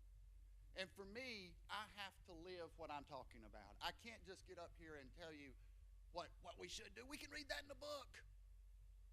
But if I can say something today that hits someone at the right time, it takes one to motivate, move that person to say, I'm an average dude, my life was a wreck, I decided to make a change and start working on myself. Okay? And I know that it starts with communication, that exchange of information. Darian asked us to meet someone earlier. Remember, he said, stand up. There's always a little bit, I get kind of nervous in crowds, right? But we have to learn to communicate and connect with each other. And so, over the last, since 11/11/2014, I've walked onto stages. I've done things that made me nervous, that humbled me. Because it's when we get humbled, when we see excellence like we've seen today. All these people are, you're amazing. You're amazing. When we, are you hitting on me?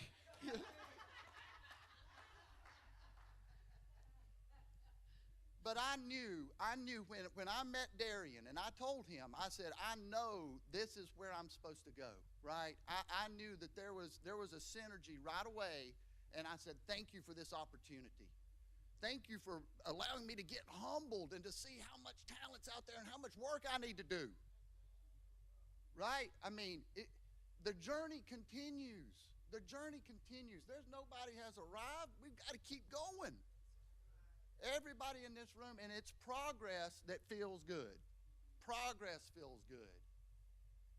And that's what I'm all about. I'm all about progress. I'm about other people. You know, I really appreciate other human beings, and that's why I started a podcast. Because a podcast teaches us that it's about other people.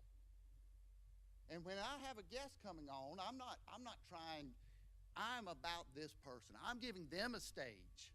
I'm there to validate them. I'm curious in them. I'm curious in their perspective. You want to grow? See what other people, how they see the world. Right? We've got to get out of our head. Get out of ego. See the world through someone else's eyes. And we're going to grow by that new perspective. We got to get out of our ponds. You know, we cluster together and we stay in ponds, but we got to connect with new ponds. So when I'm looking for who I want to talk to, I don't want to talk to somebody that's like me. I know me all too well, unfortunately. I want to talk to people that have that unique perspective, a perspective that wasn't taught to me by my parents, that's not what my friend group says. You know, I think about in the lunchroom cafeteria. You know, you've got all those different groups of people. But the skaters, they can learn something from the jocks, right? You know, and the jocks can learn something from the skaters. And we can all learn something from the nerds, right?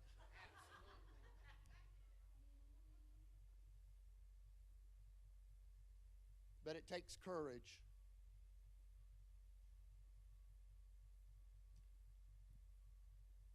So I was thinking last night, in the middle of the night, I woke up and I thought about this. You know, we have someone out there has an idea. We call it a podcast, right?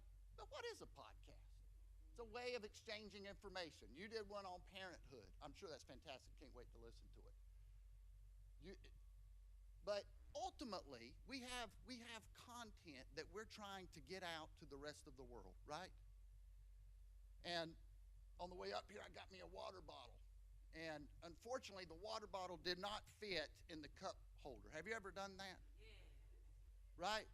So we've got water that's content, and we've got to figure out a way to package it for people that are traveling or doing whatever it is that we're trying, our target audience, right?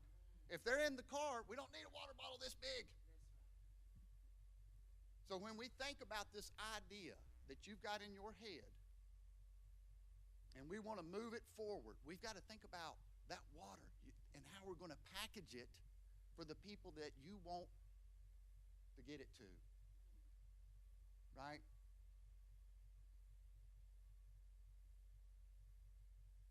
And if we can package it in a way that's appealing to people, that makes sense for people, then they're going to get to drink that water that's you, right? We've been talking about own your stage, own who you are, your uniqueness, your insecurities, those things we feel shame about. Shame keeps us buried. Shame keeps us buried.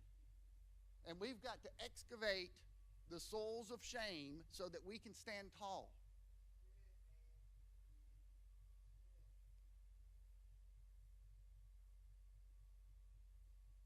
So what are we going to do to get started, right?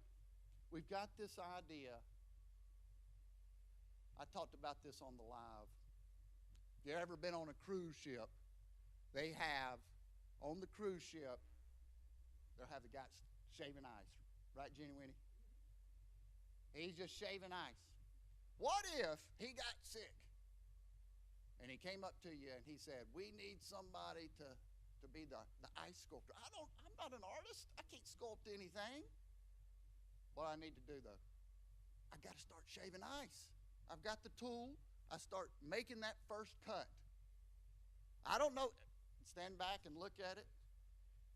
Keep cutting. Keep shaving, right? We've got to make that first cut to start forming something. We may not know what it is we're making, but we start shaving the ice. It's no longer a cube. And you stand back, oh, it's starting to look pretty good. Okay, well, maybe I don't know. You go with what you start to see. And see, with podcasting, I started out conversations with the average dude, okay? And I called myself the average dude because someone earlier that day said, you're kind of like just an average dude, aren't you? And I said, well, I was kind of pissed. And then I got to thinking about it, and he's actually right. I am an average dude. And I'm going to start having conversations with people. But I got started. I started shaving ice with that. And I started deciding what I liked about it, what I didn't like about it. Right? That's you looking at it. And then guess what? It got down to nothing. And I'm like, oh, is it over? No, bring me a new block of ice. Bring me a new block of ice. That's when I decided I wanted to start doing the podcast live. And I said, I like the energy. I like the energy of live. You know all about that, Talitha. That energy of that live. It doesn't matter if there's one person there. It could be 100. We could have 200 people. We could have no people there. But that when you say ready, set, go, there's a feeling that you get. And so that was my new block of ice. And so I started shaving on that. I wasn't sure what it looked like. Wasn't sure what it was going to be. But I asked my cousin, I said, why don't you be my first guest? She came on, and we had a good synergy. We had good chemistry. We didn't have to have notes in the beginning. We just talked to each other. I grew up next door to her. And then I said, hey, now let's just do this together. And she thankfully said yes, with a little arm twisting. But then we've gone on this journey. And it's not rainbows and butterflies. It's not, but it's about expectations. Proximity is power, right? We've all heard Jim Rohn's, you're the average of the 5 people, right, that you're closest to, right? Podcast, I'm bringing those people to me. And then I'm going to things like this where I can get around people that are better than me so I can improve. Create your own table. Invite the skaters over, invite the jocks over, get you some nerds on there. That's what a podcast is going to do for you. And I knew that I could extend my network, extend my relationships, improve my skills. It's not about money. We'll talk about money in a minute. But it's about creating that proximity, working on your communication skills, working on that exchange of information, learning how to communicate. And think outside of the box. How is it that you want to package your water, right? That water is your strengths. We all have strengths. We all have weaknesses. And if we can find that and package it correctly, we can give it to someone and it might change their life. Thank you. Thank you so much. Tell us your real name. Daniel Allison. Yeah, I didn't get to that part. Daniel Allison. And is there, like everybody else has mentioned, their Facebook, how to follow you, your information?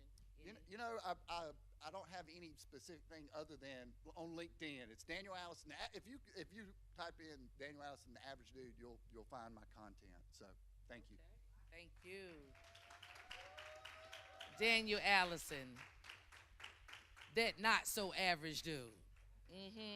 So what's going to happen now, you guys? We are going to take a break, just a 5-minute break, real quick. Enough time for you to use the bathroom, look at yourself in the mirror, put on some more lipstick, whatever it is. And thank you all again that are joining us live. After this, we're going to have a beautiful, this 5-minute break, we're going to have a panel discussion. D. Carter, Daniel Allison, Jennifer Watkins, and Carrington Warfield. So after the and Tracy Fant's in the house. And so after the 5-minute break, that's what you guys will have the privilege of hearing from our panel discussion. See you in 5 minutes.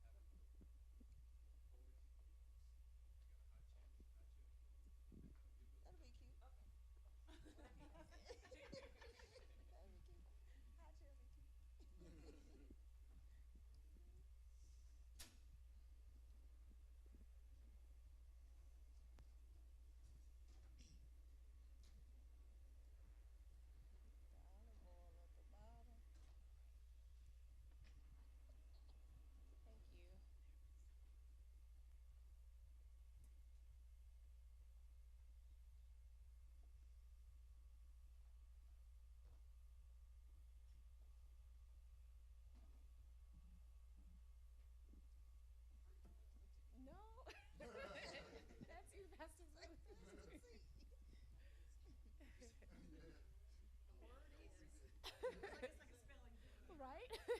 Spell. Can you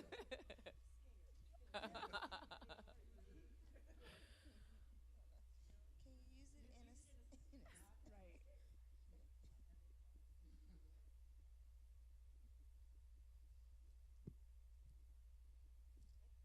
Okay, welcome back. We are back from commercial break, everyone. I am so thrilled to be here and to be able to moderate this amazing panel, very diverse panel. Again, my name is Talitha Vickers, Motivate Upstate. Everyone in the audience, let me just tell you, it takes a lot to be on this stage, whether you're up here solo or whether you're up here on a panel, because I'm sure they're like, what is she going to ask me? So let me tell you, your energy helps us so much, right? Your energy, your smiling faces, it does so much. And everyone online, can you give a like? Can you give a thumbs up? Can you give a like so that they can feel and see the energy, okay? So let's give a round of applause for Motivate Upstate. For sure. And a big thank you to Pastor Darian Blue for putting this together. Are you enjoying it so far? Are you getting something out of it? Yes. Wonderful, wonderful. Well, so am I. I'm literally a sponge because I cannot wait to hear each and every one of your stories. And I would like to start by just passing the microphone around, I will say your name, but just tell us a little bit about who you are and what you do. And we're going to start with the one and only Dee Carter. Hello, everyone. My name is Dee Carter. I am the podcast host of WTHN. I won't say what that stands for. but we know. Okay, I am Dee Carter, the host of WTHN, What the Hell Now show. And I also own thebestbodybuilder.com and the admin director for Juneteenth GBL. And we are going to move on to Miss Carrington Warfield. Yes. Good morning, everyone. My name is Carrington Warfield. I'm an event planner, event strategist, and an event planning coach. Also an author, and I have a Instagram broadcast called the Midweek Luncheon Live with Coach K. So that's who I am. Okay, Coach K. We are going to move on. Thank you both for being here. To Mr. Daniel Allison. Thank you. My name's Daniel Allison. I call myself the average dude. I've got a podcast, and I've got I like to speak. I wouldn't consider myself a professional speaker, but I like to speak. And my day job is I work for Waldrop Mechanical in business development, so I've got a sales job. Wonderful. Really quick, Daniel, what did you call your cousin? You called her Jenny Winnie. Okay, because I was about to say it, but I'm not even over. Is that okay? It's fine. Jenny Winnie? Okay. No, Jenny Winnie's fine. My grown-up name is Jenny Winnie. So Jenny Winnie. Well, yeah. Jennifer Watkins in the building. Put your hands together. Thank you. I'm Jennifer Watkins, and I am the co-host, Jenny Winnie and the Average Dude. We have a podcast that we do weekly. But aside from that, and being his cousin, and briefly his wife there for a second. Just like, ugh. I've been in business for 20 years. I own a women's clothing store. My mom and I, we've had that for years. And then also authored a children's book with my daughter because mental health, I'm a very strong advocate for mental health, and she's had OCD. And so we found a way of channeling that into a book for children to be able to understand how they can deal with it. So anyway, I'm just glad to be here. Wonderful. And last but most certainly not least, Miss Tracy Fant. I'm Tracy Fant. I'm organizer of Freedom Fighters Upstate, South Carolina. I'm also owner of Element of Freedom Community Consultants. I have a community garden that is beautiful. You guys ought to visit it. And also my daughter and I, we had a podcast in the past called Real Talk with Two Brown Chicks, where we're thinking about bringing back. And so I'm truly honored to be here. Thank you. Oh my goodness. No. Bring it. No, Tracy, you can't just throw the mic away like that. What? She just dropped the bomb on us and said, okay, thank you, I'm done. Oh no. So let's start right there. Okay. Okay. So what is it going to take to bring this podcast back? Because all of you on the panel have podcast experience. So Right. for some reason, one way or another, you got out of it. Oh yeah. Why and how are you going to bring this back? Because we want it, right? Right. Yeah. Because that could have been a challenge. Why Yeah. why did you stop and how do you continue? Life. I'm an entrepreneur. I got busy. My business picked up tremendously, and I just had to really put things in a different perspective. What was helping my family grow financially first. Right. And then, we just had to put it on the back burner. But, I've also done several radio shows and everything, and so I'm truly inspired by that part. I love media, and we may eventually bring it back. My daughter and I have talked about it in the past few months, so we probably will most likely bring it back. It has a pretty strong following on social media, and so the only reason why it failed is because we didn't keep it going.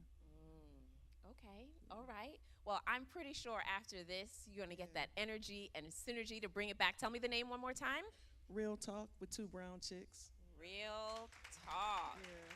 with Two Brown Chicks. I love it. I love it. I love it. So, to the rest of the panel, I'll start with let's bring it down to D and make our way back. So D. Yes, ma'am. When you hear Tracy's story, I'm sure that this could resonate with you too as well, because I'm sure along the way have been times where you're just like, you know what? I got to put life first before my podcast. I have to put these other elements in front of me before the podcast. But how do you continue to go back? Because yours is continuing. Well, I'm a little selfish. Because I will find the time. It does not matter. In the grocery store, I see someone that I know, and I'm like, hey, you want to go live with me right quick? Yes.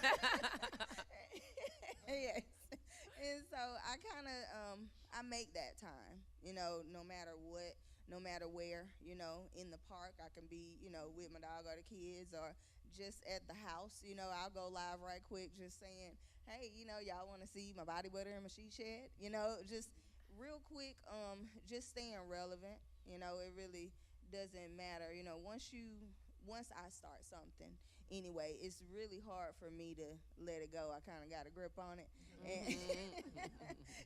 and so it's been revamped, remodeled a few times, and I won't stop no matter what kind of background I have. Just like you're saying, your stage is everywhere, and so I just kind of take my stage everywhere and keep it going. I love that.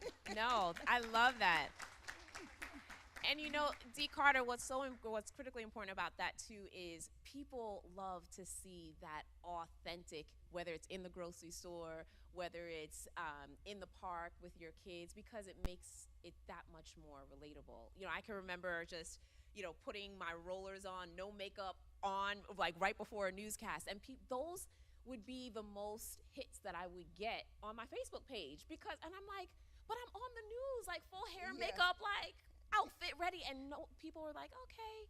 But to that point, going in the she shed and showing them how it's made, but then how does that develop Carrington? How do you take that and develop it into another opportunity where now you're in the she shed and you're seeing how the shea butter is made, but now we need to put an event together, right? Now we need to sell this product. Okay, so I've shown you the product. What would you advise somebody? What should be the next steps once you've invited them into your space? Now we're in the she shed and you saw it. And if D. Carter was your client, how would you tell her to take it to the next level with an event?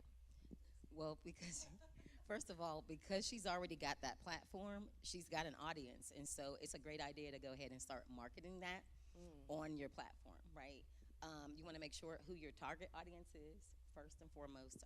But you've already got that platform, so you don't really have to do a whole lot. Right. Start marketing, kind of figuring out, what it is that you want to market about the event, what the event is going to be about, and then just put it out there.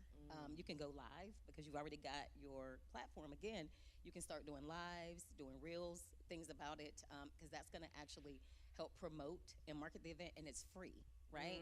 So right. I say just use your platform, and that's it, really. Just use your platform. Start marketing, promoting it, and you can go ahead and start putting things together, figuring out what it is that you want to do. Do you want to do it online? Do you want to do it in person?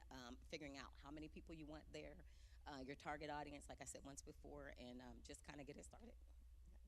Carrington, I want to go a little bit deeper on that too, Yes. because far too often people hear marketing and they're like, marketing? What is that? I have this great product. Just come buy it. I have this great product. Come and get it. You know, buy one, get one. I have a BOGO sale going on, right? But they forget to add in the marketing dollars, right? And outside of social media, you know, the event planning dollars behind it that actually gets your message out. How important is it to set aside a marketing strategy? Because people think, I made this pen, it's so great, it's the best pen ever, and it can fly across the room. See that? How amazing is that tonight at 10? But how do they make sure that while you're building your business plan that you include marketing? Like what should be the first step? First step is figuring out how to market it, right? What you want to do, how you want to market it, right? What you want to do, what does that marketing look like, and then making sure that you have a budget for your marketing, right? Say it again. Say the B word.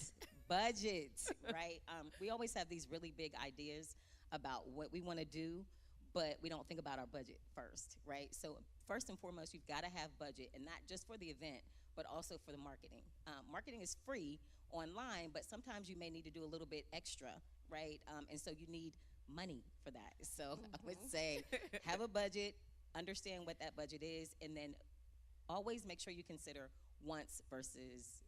needs versus wants, right? We always want a lot of things, but you have to make sure that you are putting what you need first in front of what it is that you actually want. Love that. Wow. Powerful. Yes, all day. Thank you for that. I'm going to switch gears and move on to Daniel. And so, Daniel, we talked a little bit, you heard Carrington talk about needs versus wants, right? And so you wanted to have a podcast, right? Right. But did you really need to have a podcast? Didn't need to have a podcast. So tell me about the needs that you have been able to see from your podcast. How has your podcast been a necessity and a needed source for other people? Because I'm sure you've heard feedback, right? I'm sure that people have I mean, even on when we were on, we heard all the feedback, you know, through the messages, and people were just saying, wow, this is so great. What do you think that what is the necessity of your podcast, and how did you frame that? I think what's lacking in the world is recognition for others. There's so much talent out there that is not getting recognized, that's not getting validated, and we all need that. So we've talked to some very successful people, and you would think that they hear that all the time. And after being and creating proximity with these folks, what I've learned is they need it just like we all do. Everyone needs it. We need to see people for who they are, to validate who they are so that they feel empowered, and then collect our tribe of people that are uplifted, just like this room, right? Yes. Just like this room. So I love that. That's so great. I'm gonna go to Tracy to piggyback off of that, because you talk about bringing people together and recognizing people. And as a community activist, there are so many voices that are not heard. There are so many voices that need to be heard. And what catapulted you to be a community activist and elevate other voices? Because it's so critically needed. As Daniel mentioned, sometimes people always think, oh, they hear it all the time, that they're magnificent, right? But then there are other people who are so far behind the scenes, and they have needs and wants, and they have a voice and a story, but they're not heard. And you have a unique way of elevating that voice as a community activist. Just understanding the need and recognizing that everyone has a voice, everyone has a place and a space in the room, but you have to empower others. You have to empower them to say, you know what? I have a voice. I am capable of speaking up. I am capable of being an asset, or I am an asset in the community. Making others feel welcome in the room and letting others know that irregardless of how you see me, I come in every room as myself, and I encourage others to come in every room as themselves as well. And so being, non-judgmental, meeting people where they are, understanding that because I have a voice, I have to be very strategic in how I use my voice as well. A lot of people don't understand when you get a following and when you have people who truly listen and trust you, you have to really, really, really be careful in how you handle people and the information that you put out there and how the information is articulated and received by others.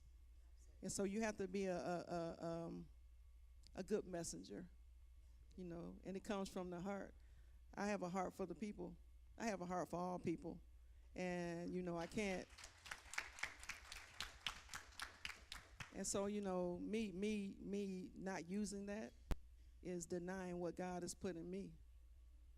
And so, Okay. I'm about to collect the offering at this time. Right. Okay. So, yes, no, I love that. And tying in a community garden with that, because it's almost, at the end of the day, when I see a garden, there's so many unique aspects of a garden, right? Oh, yeah, there are definitely. different flowers, different vegetables, different pods, right? And I feel like you are a collector of people in that way, as with your community garden, That's right? true. That's And true. so you see people, meet them where they are, whether they're in that seed form, like we heard Exactly. earlier, to blossom. So I love right. that. Thank you so Thank you. much. And so I would like to shift gears now and talk to Miss Jennifer. So, Jennifer, there's someone watching online right now, and they're just like, you know what? I'm hearing about being a voice. I'm hearing about helping others. I'm hearing about marketing strategies. I'm hearing about not giving up. But how do I get started? How can I start? Because everyone on this panel, you had to start somewhere. You're successful in everything that you do. You've had bumps along the way. You picked yourself up. You kept going. But someone in this audience or someone online might be saying, I don't even know how to get started. I know, and that's the problem for so many, because it looks overwhelming. But so many times we've heard, if you don't at least try, you're never going to get there anyway. So even with the podcast and with the children's book and with my clothing store, you've got to just at least have an idea. And then you don't have to do, it doesn't have to be gangbusters right out the door, and you're not going to be as an entrepreneur. You're just not going to be. That's what I always tell people. You got to put it back into it. It's going to take a couple of years. You're going to have to just keep trying. And so that's how it was with the clothing store. But then as far as like the children's book, it was like I saw a need. And I saw it with my daughter because she was struggling so badly. And so I thought, how could I do this? And so it's made such an impact on her because we've gone and we've shared it with people, and the fact that she's like, if I can help one person. And it's just by having an idea. That's all it was. And our idea came from me saying, okay, I homeschooled her because she just had too much anxiety. Draw a picture. I want you to draw a picture of what OCD looks like. And then the next thing you know, she drew this cute little Otis Chung Daniel. OCD. And so now we have a name for it. She doesn't have OCD. Otis bothers her. And so that's how we went. So you just have to have an idea. All you need is an idea. And Daniel, having me on the podcast, that tore my nerves up to start with. I mean, it did. I would say, I need an anxiety pill. I need an anxiety pill. But then somebody told somebody that we had interviewed, and they said, you can't be afraid and be curious at the same time. So if you're curious, you're not going to be afraid. So we always go into it being curious. Hey, what could happen? Something great might happen. And so we've been doing it for over a year now, and we have met some pretty incredible people. Yeah.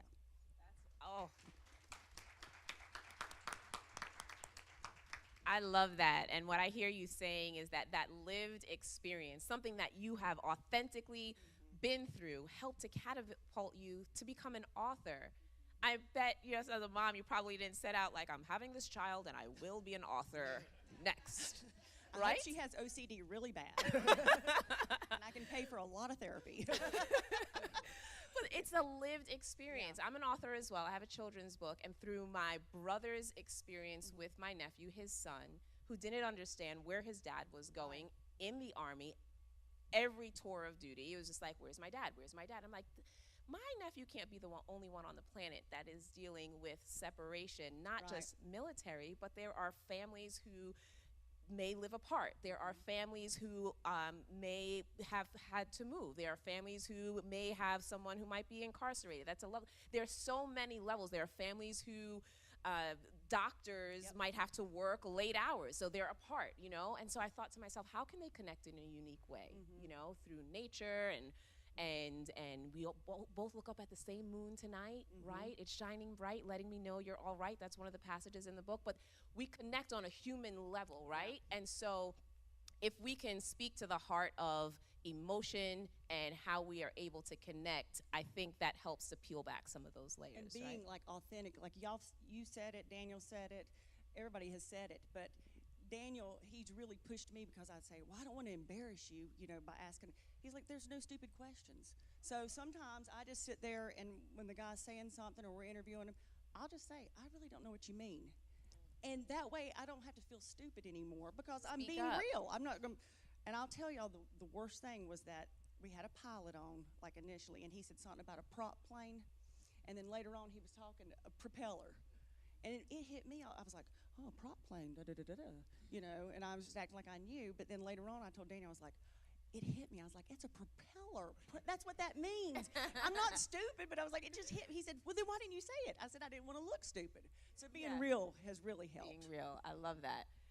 And so, D. Carter, you know, you just heard Jennifer talk about getting started, right? So you're at the point and you get started and you have some things that you want to say, but you might be a little timid. I mean, you might be a little and say, if I say this, it might be way too offensive. Or if I say that, people might take it the wrong way.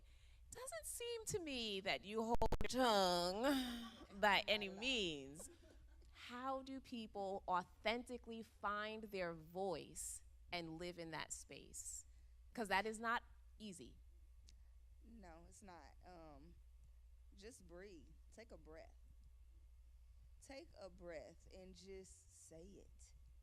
It's so much easier just to get it out than to hold it in. Stress causes body aches, sickness. I've seen it firsthand in family members. Them holding in feelings and words, and I said, I can't do that. First of all, I don't like doctors, and I don't want to take pills. And so just breathe and say it. And something that my family knows very well is that I'm going to say it, and if I have to apologize later, I will sincerely, you know. And so it's easier just to apologize later. If you say something offensive or something, or if, you know, they just don't quite understand what you mean, you know, help them understand what you're talking about. And if they choose not to understand and just be angry about it, that's their feelings. It's not yours, you know. And so just breathe and say what you want to say. Just do it scared. You know, have uncomfortable conversations. Right. It's just easier to be you. You breathe easy when you're yourself, your authentic self. Absolutely. I love that. I love that. That's so good. So good. So that leads to confidence, Carrington. Confidence. You're a coach, okay? Put me in coach. Let's go. So someone online might be watching and saying, okay, I got it from Jennifer. How do I start? You know, I just start. And then I'm hearing from D. Carter, you've got to be authentic and just say it because you're going to open up the room. But then how do you build that confidence to do just that? Because you're a coach, and sometimes you've got to coach people up to where they need to be. Quite honestly, you just have to do it. Get out of your head, because a lot of times is that we can actually do it, but we talk ourselves out of a lot of things, right? And then two, with being a coach, one of the things we coach is just we like for people to implement right away. Because if you don't implement, if I give you something to do or an activity or something I need you to do while I'm coaching you, you should implement immediately. Because what happens is if you don't implement immediately, you're going to talk yourself out of it. And so one of the things is like, get it done, like do it right away. Or what I like to do is give a deadline, right? So then we come back, we do follow up. I need to know what you did, how you did it, kind of reporting back to me. Also, just believing in yourself. Here's the thing, we don't always, listen, I'm just going to be transparent. I don't always feel confident. Like, let me be honest, I'm scared to death up here, right?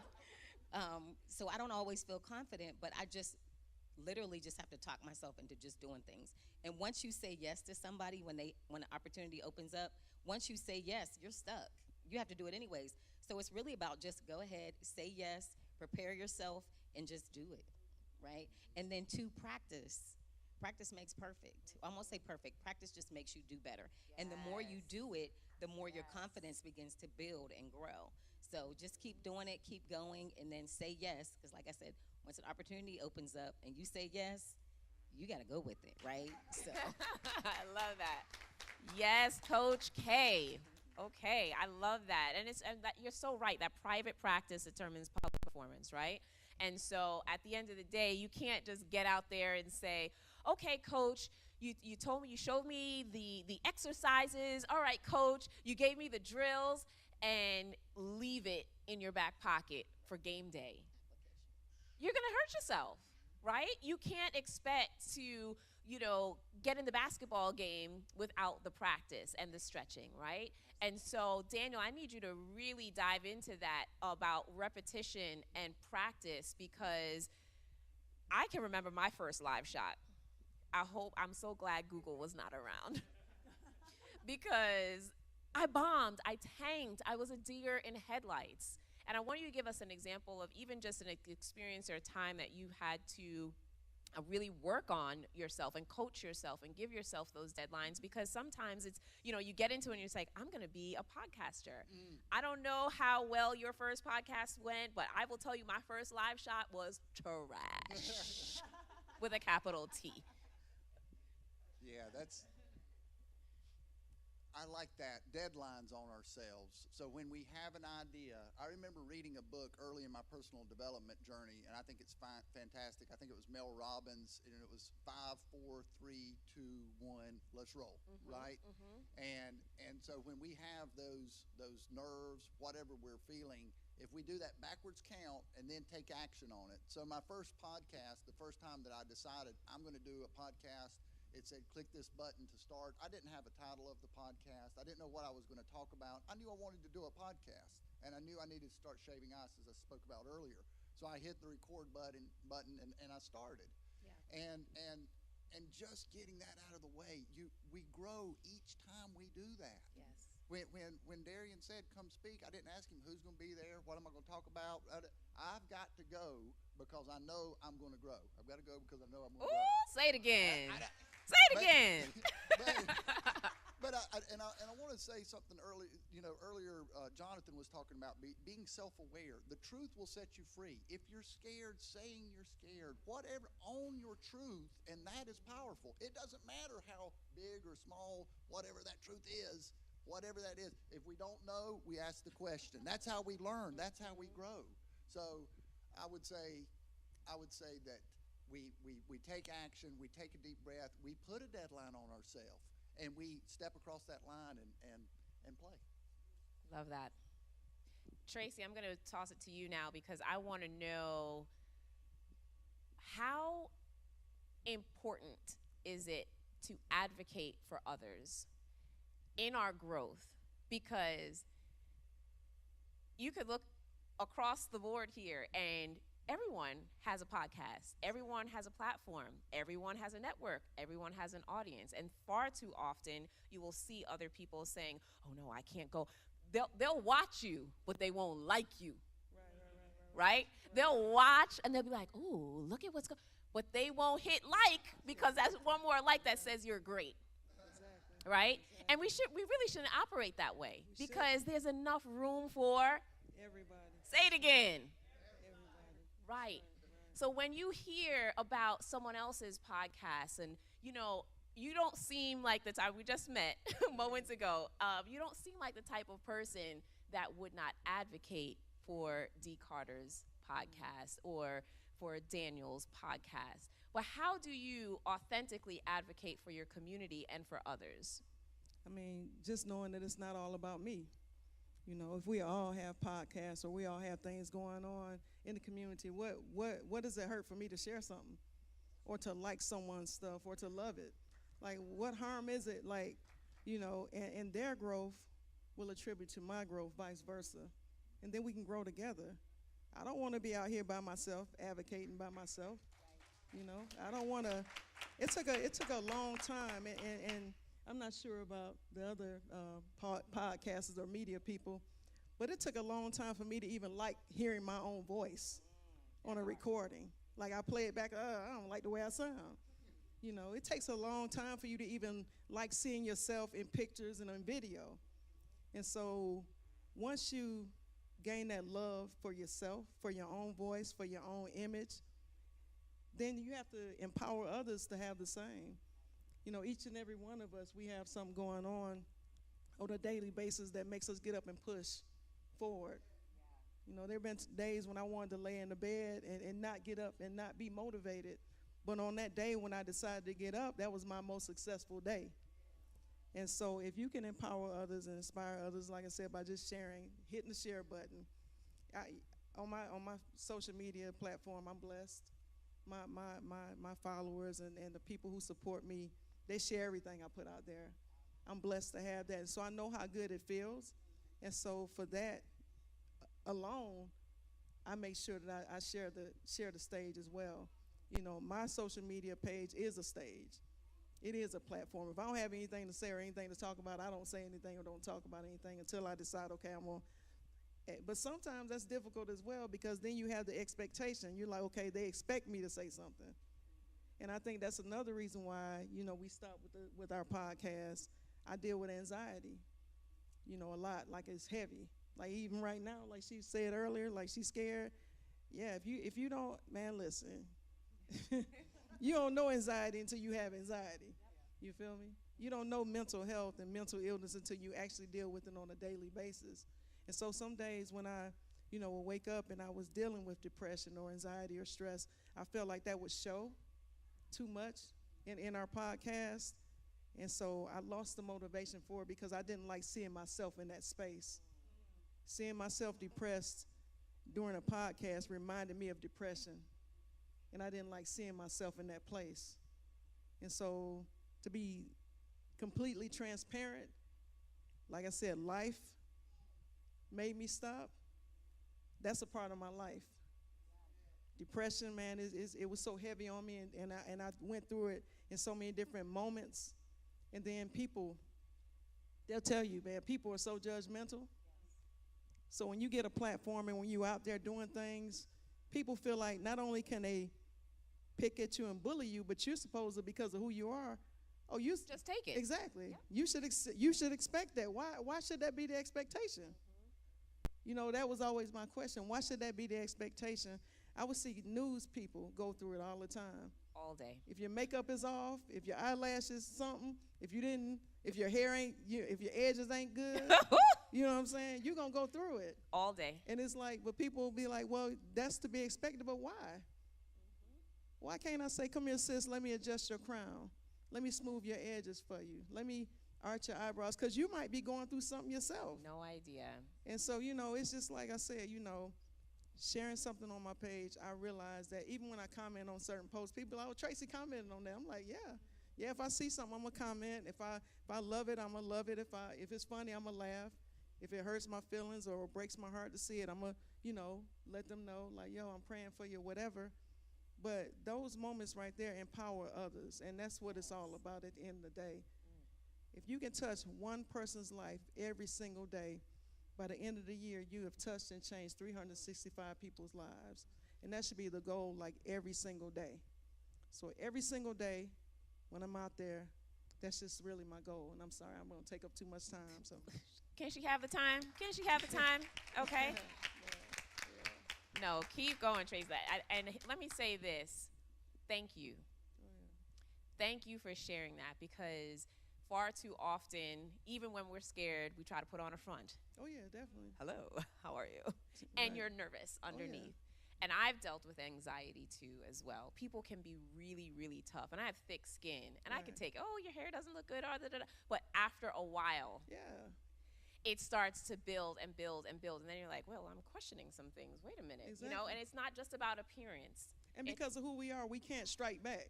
Right. You can't say anything. You can't say it. So it's like you got to sit in that. And stew in it. And stew in it. And you got to read it. And you got to see the comments. And you got swallow to it. You know what I'm saying? Every time. And as much as I help people, there are people on there she go again. Yeah, here I go again. You're exactly right. Mm-hmm. There she go again, and she going to be back again, you know. But as again, those types of things make you say, but should I come back again, though? Mm-hmm. Should I come back to, you know what I'm saying? So it's a lot. Yeah, it is. And check on your strong friends. You got to. Check on your strong friends. And you got to go beyond saying that. Like, you got to really check on me. Like, for real. I don't want you to just post, I'm checking on my strong. No, if we friends and we cool and you ain't heard from me in a minute, check on me. Mm-hmm. For real. Yeah. Check on me, because I might be on the ledge. So relatable. Yeah. We're going to talk, Tracy, okay? we need to make this a podcast. Will y'all show up for us? Would you show up? Yeah. You hear that, Pastor Blue? We're taking over the stage. We're going to own it. Right. Just on Saturdays. It's all you on Sunday. Exactly. But there will be an offering taken up later. There will be. Hey. We're going to pass the tray.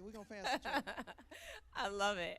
Well, before we break for lunch, I would like to start at the other end, if we wouldn't mind passing it down to Dee. And I just want you to wrap this up and leave us with an encouraging word about supporting not only others, but how do we show up and support ourselves too? Because that's really important, to support yourself, you know? And Tracy touched on it a little bit, but I think we each can find a way to share how we support ourselves, because someone might hear that and they're like, I don't know how to get over my anxiety. I don't know how to help. I help myself. How do we support ourselves, our inner selves too? Well, because entrepreneurship is no game. It's not. The best way to support yourself, I mean, you have to be you're already your strongest, what's the word? Critic. Yes, you're your strongest critic. So you have to be your own hype man, you know. You have to remember the other stuff that you have went through, you know, and you made it, and you're here to tell the story, you know. And so remember the things that you did go through. Remember some things that other people have went through as well. And you start looking at other people's lives, and of course you don't want to mimic or, you know, have their lives, but you do want to remember that if they made it and lived to tell the story, you can too. It's not that bad. You know, if you're still living, there's a purpose for you. And so just remember to be your biggest cheerleader. It's very important. And remember to take time for yourself. It doesn't matter if I go out of my house and stand on my porch and just breathe for a second. And I do say breathe a lot, because a lot of people are so uptight. I can feel people's energy a lot, and I can feel tension, and I can feel when they have anxiety, and I can feel a lot. And so remember to breathe. Remember to just get naked sometimes and walk around free. You would not believe what that would do for you. I mean, it doesn't matter if it's just in the restroom for a minute before you hop in the shower. Take that second for a minute and be with yourself. It's so important just to be with yourself, by yourself, and just breathe. Thank you so much, Dee Carter. Everyone give a round of applause for the one and only Dee Carter in the building. All right, Miss Carrington, how do we support ourselves? We talk about other people all the time. We're always giving to others. How do we support ourselves? I would say the first thing you want to do is set boundaries. Listen, people need from you all the time, whether it's your kids, your friends. I think it's important to set boundaries and learn how to say no.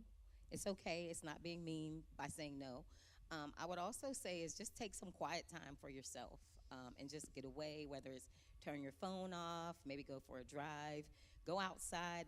I need to do better about going outside. I do not go outside. So that's for me is to, take some time, get some vitamin D, go outside. I would also say is maybe meditate. That's a good thing. For me, I don't know, you have to find whatever works for you, whatever helps you to relax and, relax your brain and get you to kind of thinking more about yourself. And then, too, I don't know about my ladies and about my men, but I know for ladies, we like to go to the spa. So that's also one of the ways that I like to relax and support myself. So I would say that would be it for me. Great advice. Love that. All right, Mr. Daniel, you're up. How do you authentically, as the only man in the building? Well, before I move on to you, everyone give it up for Carrington Warfield. Amazing, amazing, amazing. Thank you so much for everything that you both have shared. All right, you got to bring it home for the fellas, Daniel. No pressure.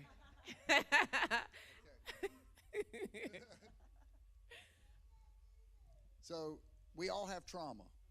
We all have things that's our kryptonite. So we all have our superpower, and we all have that kryptonite. And I would argue, and I know it's true for me, that overcoming that trauma, that's success. When we have our best self, and we have anything other than that, right? And so when we can overcome that trauma, then we are winning. And forget about how many people are viewing the podcast, how good is your speaking abilities, I screwed up here, No, every day I work to overcome myself. I love the ideas you have, and living by what we talk about, right? I mean, there's only one way to do it. It's not easy, right? To overcome ourselves every day and do what we know that we should do and avoid that cognitive dissonance where our mind's telling us we should do it, but we're not sure. We've got to choose the right path. And when we do, we have something to give to others. But it starts with us. Overcome yourself, overcome your kryptonite, and develop your superpower. Superpower. Develop that superpower. Love that. One more round of applause for Mr. Daniel Allison. Tuned into the podcast. Wasn't he great? Did he do a great job? Awesome. All right, Jennifer Watkins, same questions. Support yourself. Well, as they were answering, I also was thinking too, but two things popped into my mind. One is, don't say to yourself something that you wouldn't say to somebody else. So it's like Daniel and I, could finish a podcast and I could say, well, you sounded like a country bumpkin, and that would be me. But anyway, and just criticize him. But I wouldn't say it to myself. I would not say that to myself. So somebody told me that a long time ago. Don't say things about yourself that you wouldn't say to somebody else. So that really supports me. And then the second thing for me is that this is just a moment. I mean, we're, in 2 hours, where are we going to be? It's over in 2 hours. The nerves will be gone. Everything will be fine.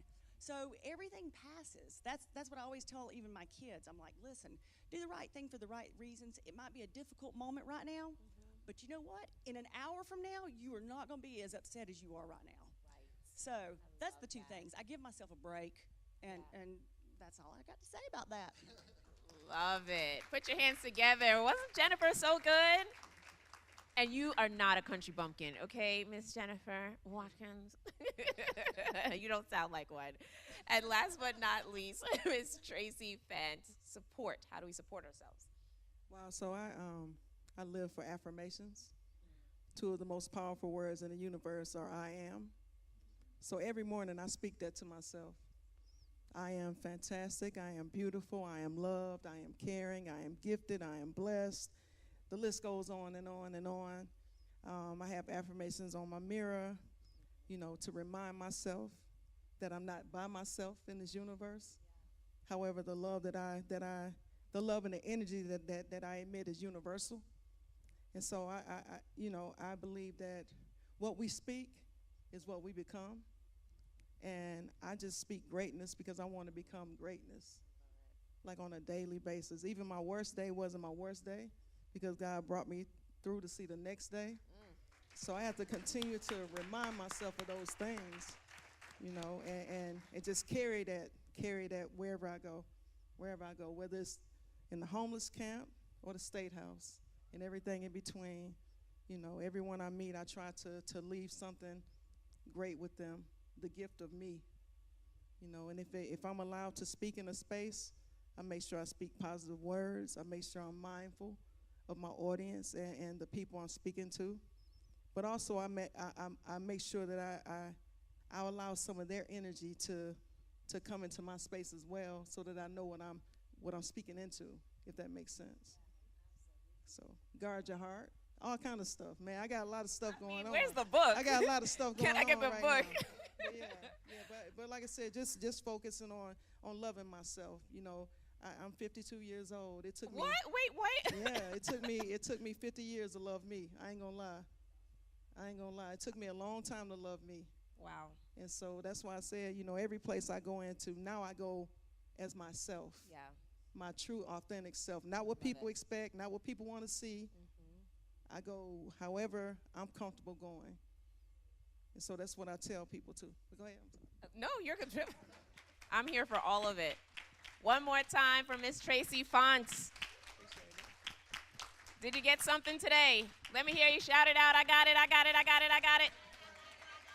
No, I need it louder. I got it. Let them hear you online. Did you get it online? Thumbs up. Like it, share it. Mr. Darian Blue, Pastor Darian Blue, I need you to come to the stage. Please give a round of applause for him for putting this all together. He made sure that he crossed state lines with our guests.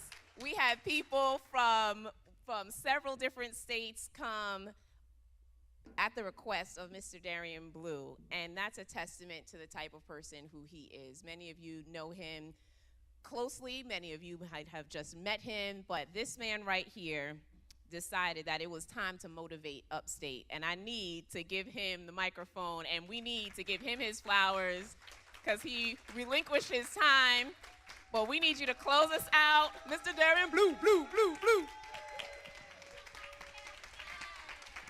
Thank you very much.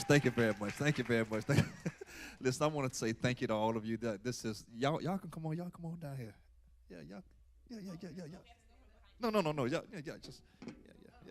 Cause get off the stage now. I'll just. But here's what I want to do really quick, right? If you'll come up just for a quick second, I just want y'all to just stand right here. And here's what I want to do. I was thinking about this when I was in the back, because I believe that that after you've given out, that you also want to be poured back into. And so here's what I want to do. I want to just ask about maybe five of y'all, just to get the mic, stand in front of them, and just tell with one or two words, just tell them how much you enjoyed whatever came out of their mouth. And I'm gonna pick on two people first, then I'm gonna let you just come after that. I want to ask Miss Lisa Sweeney to come and just share some love. Y'all give a hand. Come on. And then I'm also going to ask Celeste Neely to come share love. And here's what I believe. I believe the love is going to bounce around the room. Yes, sir. Thank you very much. First of all, I want to thank Pastor Blue for having this.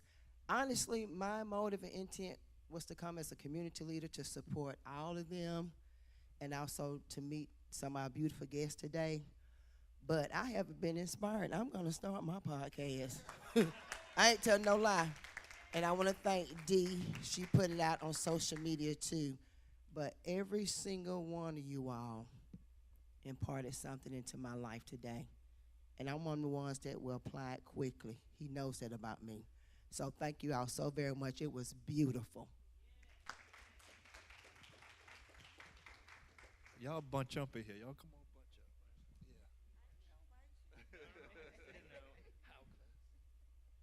My name is Celeste Neely. I just want to thank you all. One of my fears is talking in front of people.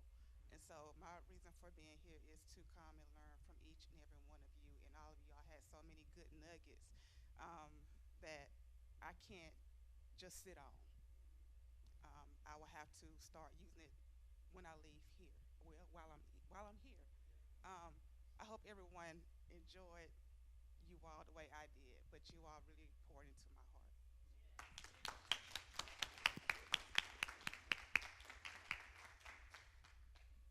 Hi, my name is Keisha, and I first want to just thank everybody today. I really, really enjoyed it and got a lot from everything that you guys have poured out. Special shout out to Dee Carter. Her and I, we go way back. And she had posted on Facebook. She shared, the post. So I was like, yeah, I'm coming because I'm, trying to start this entrepreneur journey as well. So I just want to thank you guys for taking your time. Thank you, Pastor Blue, for putting this together. And I really enjoyed it and got a lot out of it today. So thank you.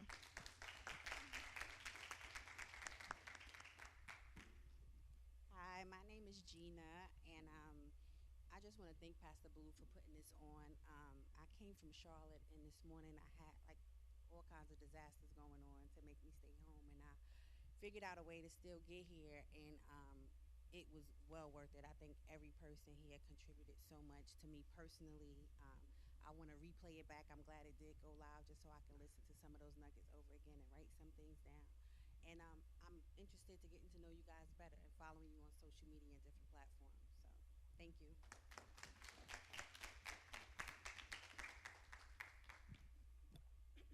Okay, this is a lot because I do not know, or anxiety.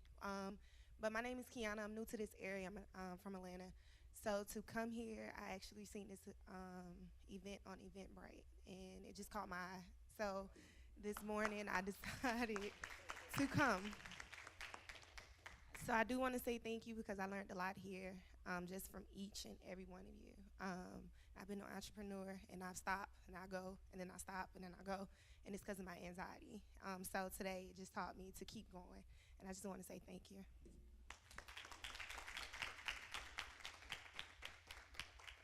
That was so brave of you. Y'all give her another hand. That was so brave of you.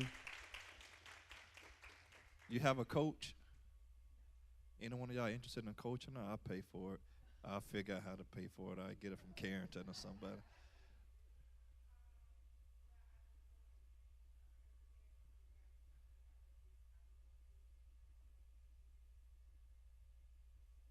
So can one of y'all connect with her and coach her? You okay with that? You okay with having somebody, a mentor, somebody? Anybody else? Hey, that's good. And anybody else feel like they need a mentor or coach? Look, you got all these beautiful people up here. They're gonna want all these hands raised. Come on, hold those hands up. Hold those hands up. So listen, connect. You guys up here, y'all see the hands that are raised. Go get them. And then y'all come up here, get them, all right? And so I just want to say thank all of you again for so much for coming. This has been such a phenomenal day today. I'm going to tell you how this idea came about. It came about actually a few months ago. I was like, I just really feel like we need some motivation in the upstate, right? And I've been thinking on it, brewing on it, brewing on it. And so we put this particular date together. But I forgot that my son was graduating college on yesterday in Baltimore. So I had to drive to Baltimore and then drive all the way back here to get to this event for the day. But listen, it has been worth every single hour I've been awake to be here to make sure this happens. So we're going to do it again. Last thing I'm going to say, then we're going to go downstairs and eat. I'm paying for all of the speakers' meals, okay? Yep, I'm paying for all the speakers' meal. Let me read this menu, and then I'm going to tell you what I'm going to, and so I want everybody else to go down there and eat. So here are your meat options: baked turkey wings, baked chicken, meatloaf, ham. The sides are mac and cheese, broccoli casserole, green beans, cabbage, dressing, rice and mashed potatoes, potato salad, banana pudding, and cake slices. Hold on, stand up, Rod. Hold on, Rod, stand up. Now, Rod is my trainer, and so when I'm reading this, I'm shaking the paper in my hand like this, like I ain't eat none of it, Rod. All right. So, and let me say something about Rod. If you want to get a really good workout, if you want to gain muscle and lose weight at the same time, and really feel good about yourself and how you look, and somebody who's really going to motivate and encourage, I want to encourage everybody to make sure you check out Rod at 3D Fitness. I think the first 3 workouts are free. Am I correct about that, Rod? You want to stand up and just say a little bit about that before we go?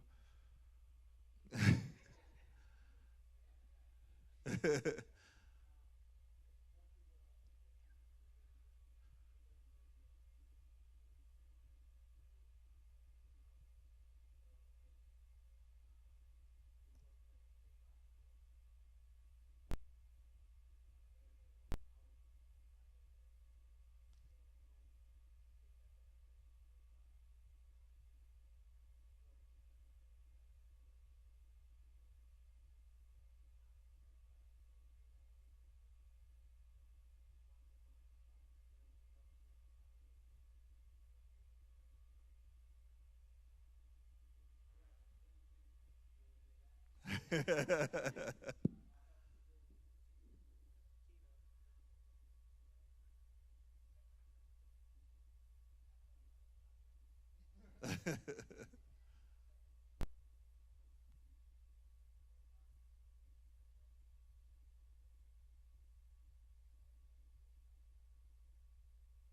his meal plans are phenomenal. They helped me. I went from 247 to 225 in like how many days?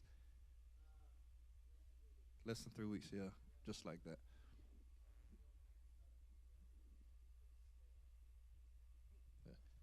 Celeste, I got one question for you, but I need you the mic to answer this. Will you take that from me, Celeste?